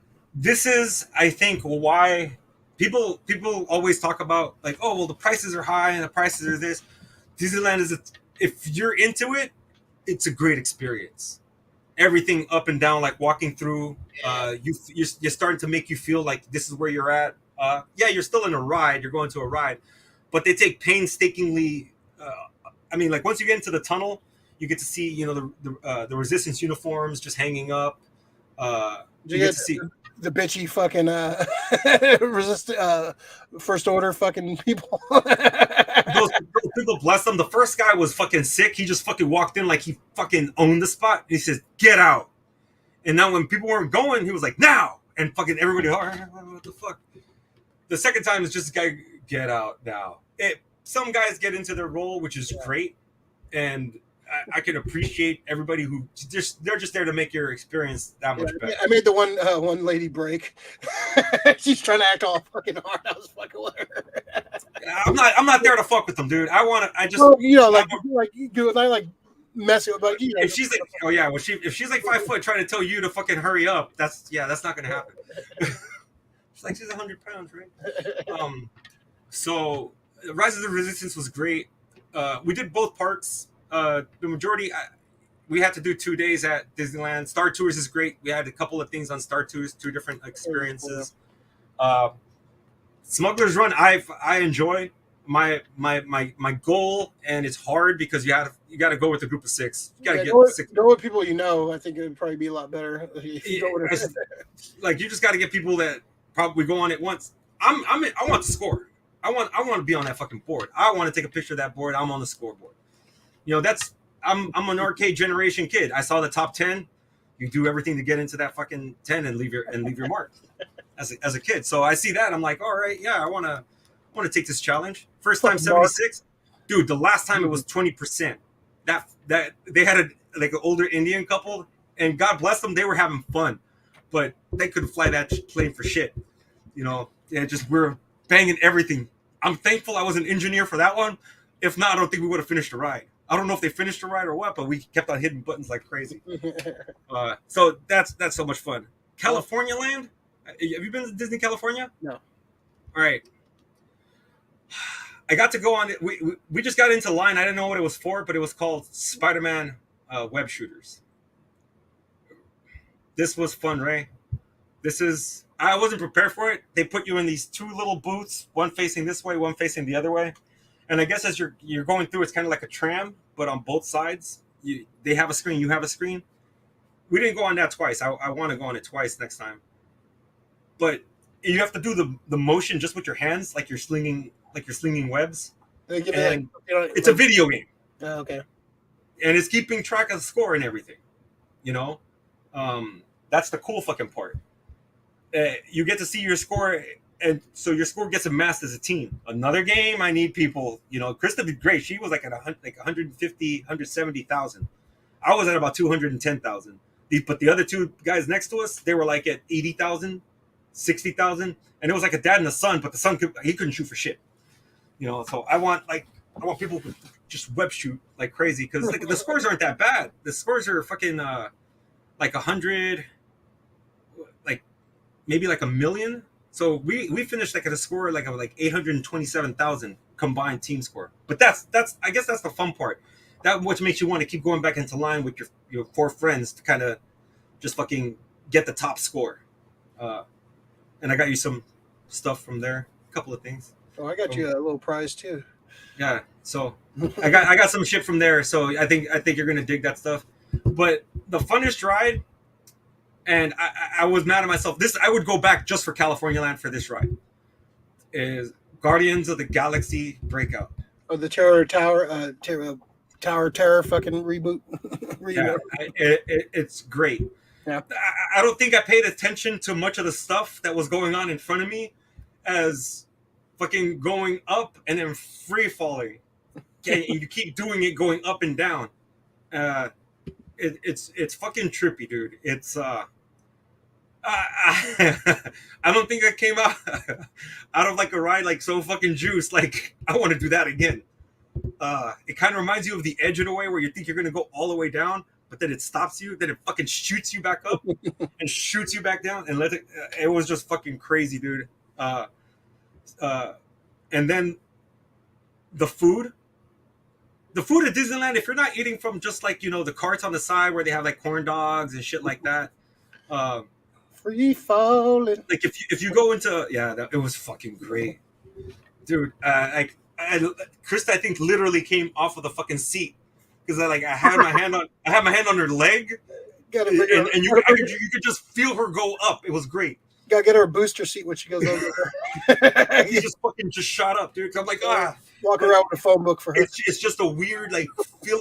It was the greatest shit going up and down. Like that's probably, I would definitely after a certain time I'd go over there to get at least on that ride, because it's fucking dope. It's really sick. And Credit Coaster is fucking dope. It's Dole Whips. We went to go get Dole Whips. I didn't try one of those last time. Mango strawberry. You got to go to the Tiki Room. And here we go, Ray. The churro. You've been to the Tiki Room, Ray? No, I went where the enchanted birds are singing. All right, so see, this is why I don't mind. It made me laugh. It made me smile, but I don't understand why they fucking got rid of like Speedy Gonzalez, because the Tiki Room is doing fucking shit they were doing in the fucking 40s, 50s. It's hilarious, and I don't have a problem with it. But why can't I get fucking like Speedy Gonzalez? It gets fucking canceled because he talks like this. Now my parents talk like that, so. I think he was like, all right, you wake up, Jose. I was in the shower. He literally said in the shower. From the Tiki Room. I escape. So yeah, I mean, The beignet yeah, and Hungry Bear. those are good, dude. The food at Disneyland is fucking good. Yeah, the churros. I had the churros. They were fucking really good. Yeah, the I churros didn't are get a good. corn dog though. The corn dog line was fucking ridiculous. I couldn't get a corn. I got a corn dog. It's good, but I just felt No, that not worth the fucking batter. waiting. Not worth waiting an hour in line though, right? Well, this is the thing now. So I have the Disney app that they have on there. So when you get your trip, you keep your genie on there. You could do mobile ordering, which I found to come in really in handy on the third day, which I wasn't really tripping on it. But I started picking up, dude. So I had birria tacos at Disneyland, the cantina, fucking chock full of meat, chock full of cheese, good fucking consomme to fucking dip it in, fucking bomb ass tacos. They were fucking really good tacos. We also I went pretty much both Mexican spots. Yeah, it was good. Living that life. It was good. They had some Chinese food, but I've always learned that Chinese food's kind of like trippy, especially if you go someplace. It tastes like Chinese food, but it doesn't really look like it. It's kind of real cheesy and cheapy. These actually were pretty good, fucking good tacos. And I think I had fish tacos at Disneyland. They're fucking really good. But the overall experience, the best thing about Disneyland, I know people are gonna say it's too expensive. So we did, and this is gonna go into my hidden gem. So we're gonna do both right here. All right. So Savvy's Rick's hidden gem. Go ahead. Rick. yeah. So Savvy's workshop, where you get to do a lightsaber. Yeah, this is not just a Rick's pick. This is. So the Savvy's workshop experience is fucking dope. Did you get a lightsaber? I did. Yeah. So this is the lightsaber I got, which is definitely my hidden gem, and I have a trippy thing that I looked up and I didn't know about, but now I'm glad I do because I can't wait to do it. So the good thing about this thing is you get to do what you dreamed about as a kid. Did you carry that on the plane? How'd you get it back? I did. Yeah. I did. So I just to make it actually fit on in the overhead, I took the hilts off. That's very easy to do. All you got to do is push in, twist, and kind of just like give a good little yank out, and it comes out very easily. But the whole thing of they bring you a case of these kind of pre-selected boxes of styles. So the hilt that I chose was this. They have 2 of these pieces. They have 2 sets of these 2 here. They have this set with 2 sets, the ignition. And then they have 2 different sets of this piece. So pretty much you're just going to kind of piece things together. For me, it felt special because I looked around. Nobody else had this design. It was close to it, but a lot of people went with a different end. So other than me seeing somebody walking around with the same exact hilt, this is pretty much like, original in my head because it was just in the group that I was in. But so you pick a blue I picked a blue light, a blue kyber crystal.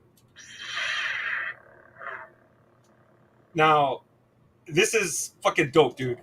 I know they're gonna have different. They do have different sounds, so you can buy the different kyber crystals at the thing. So is this thing worth $200? Probably not, but the experience of you can actually build your own lightsaber and get custom made. You have people like you get Master Yoda talking to you at the very end, and it's you're experiencing this with 12 other people who are kind of like-minded. It's kind of like being at a wrestling show in a way. Like people are there just to have like a fucking good time. So this one here, this was Krista's. So you can see like the different style of hilt. That's cool. Like this is like almost like more. It more looks like kind of like a Wookiee-ish or like nature kind of driven. Yeah, so cool. she chose a different crystal, but if you listen to it, let me see. I think here it goes. That's cool. I think all the crystals light up in a different with a different sound because the red, turns on in a certain way. These you can unscrew these, take these off, change the crystal inside if you want, so you can see the crystal.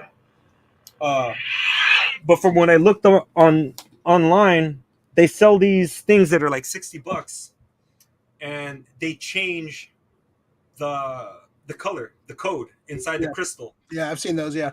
So I can get any color within the crystals that they have. So red, violet, orange, white, blue, red, and green. You're turning violet. So that's cool. That's awesome, so, man.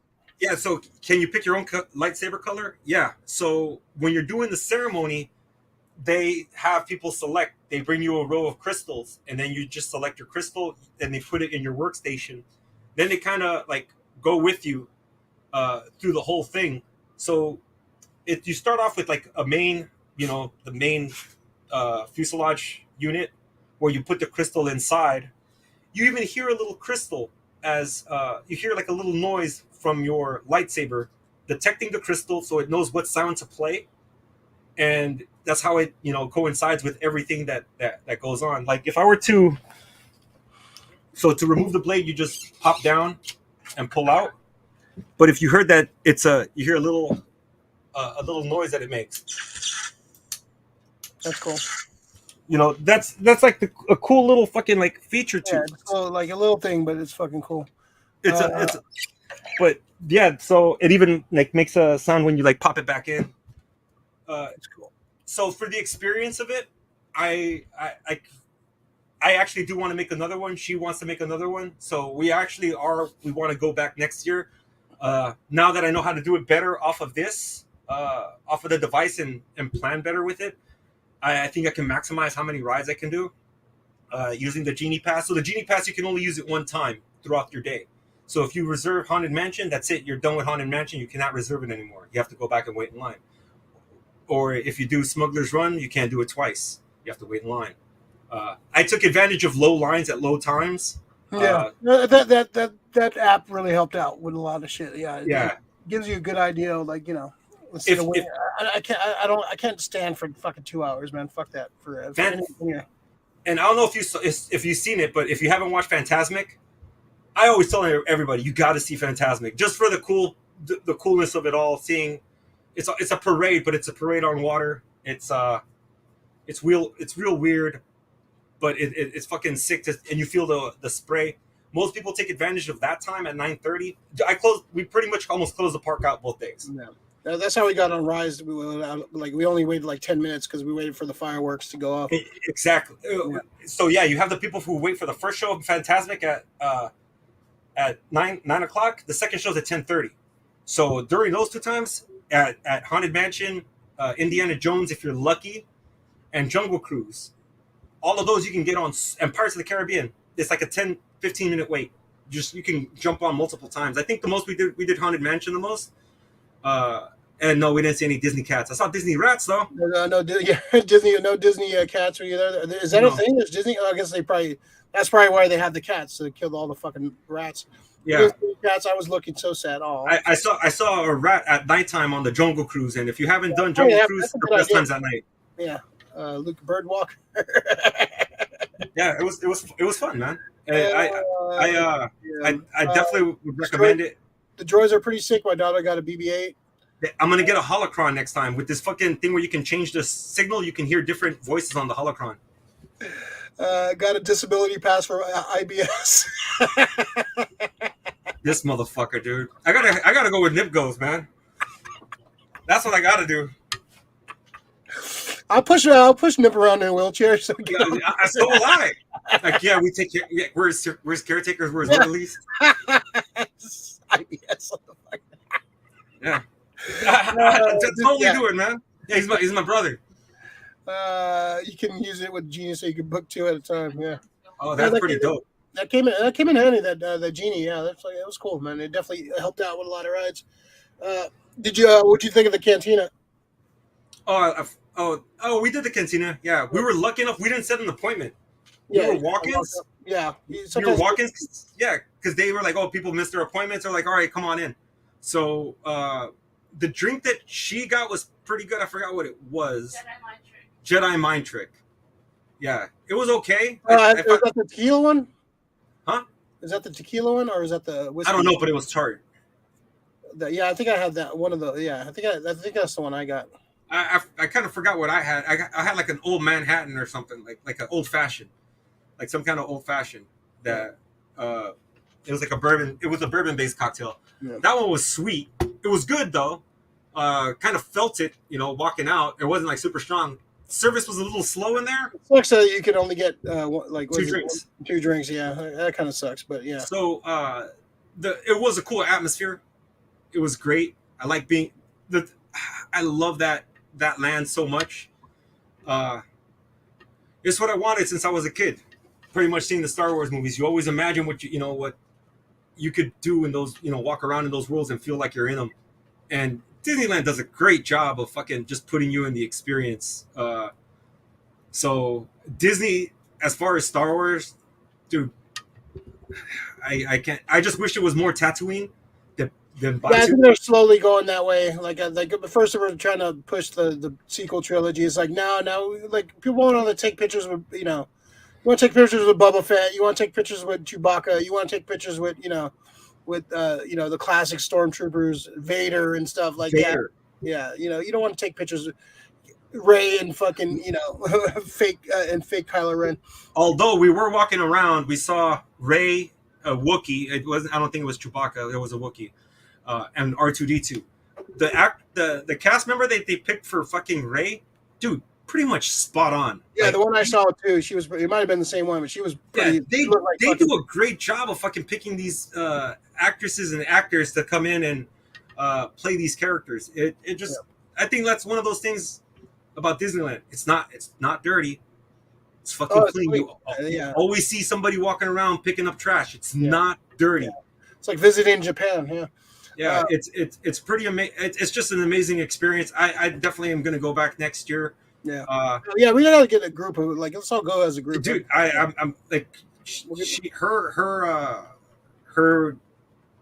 her spring break kind of coincided and kind of pushed us like I don't have to work right now, so that's how we used it. Yeah. But I definitely it was good to kind of go on off their spring break. So it was packed. It was packed. Yeah. But if we take Nip with us, he doesn't mind doing that shit. So I wouldn't mind going in with him either. Like, yeah, he's part of my group, man. Sorry. Lori, how was the toy convention? Toy convention good. Got a bunch of good deals. Found some DC versus Marvel trade paperbacks that are worth like $50 each for like 4 for $20. It was awesome. Found some cool little toys and trinkets and stuff. So yeah, it was a good con for sure. Those San Jose toy shows are always fun. Yeah. Our buddy found some records. I told him, hey, this guy selling records. Go, you want records? They got them cheap, and he found a bunch of good records. Those cons are always great. There's another one in June. Going to be going to. So, yeah, good times. All right, yeah, man, that was fun, man. I'm glad you had a good time. You deserved it. You deserved a nice little vacation. You needed it for sure. Like you said, it'd be sick to get a big group to go together. Get a fucking van and just fucking drive down there and get a bunch of hotel rooms and fucking party. I'm willing to drive. I think I'm gonna try to look. I'd look for a hotel room right across the strip. I think I ended up walking like a mile there every day, which is okay. You get your start, but by the end of the night, you're coming in. You're fucking feet's dragging. Exactly. I just want to go home. Oh man. All right. Well, fucking good times, man. Yeah. Good Star Wars week. Great Star Wars week. Rise of the Resistance and all the news and Smuggler's Run. Yeah, being there too. Stop everything. It's great. Lori's gonna take Amtrak. I've done it before. Not very pleasant. You have to debark. You have to disembark twice. Yeah. You hear the difference, man? They all make different noises, which is dope. Just. All right, folks. All right. On that note, we'll leave it on that. I don't have a hidden gem. Rick, you're my hidden gem this week. Your happiness is my hidden gem. Doesn't happen too often. Blue Beetle, Disneyland, and lightsabers. Yeah, for sure. It's a good week, man. Yeah, right on. All right. Well, fuck. Like the video, subscribe to the channel, turn on notification bell. I'm not sure what time we'll be on next week. Probably Saturday again. I think it'll probably be a good time. Rick will finally watch Super Mario Brothers. We'll have a lot to say about that. Yeah, we'll be back next week. Any final words, Mr. Effort? Go to Disneyland. Get a lightsaber. Hey, go Disney. All right, folks. Have a good Saturday, good weekend. Be safe, and have a fun Easter. Nice zombie Jesus Day, and see you guys next time. Do the fucking Conan dance. You don't get to do the dance.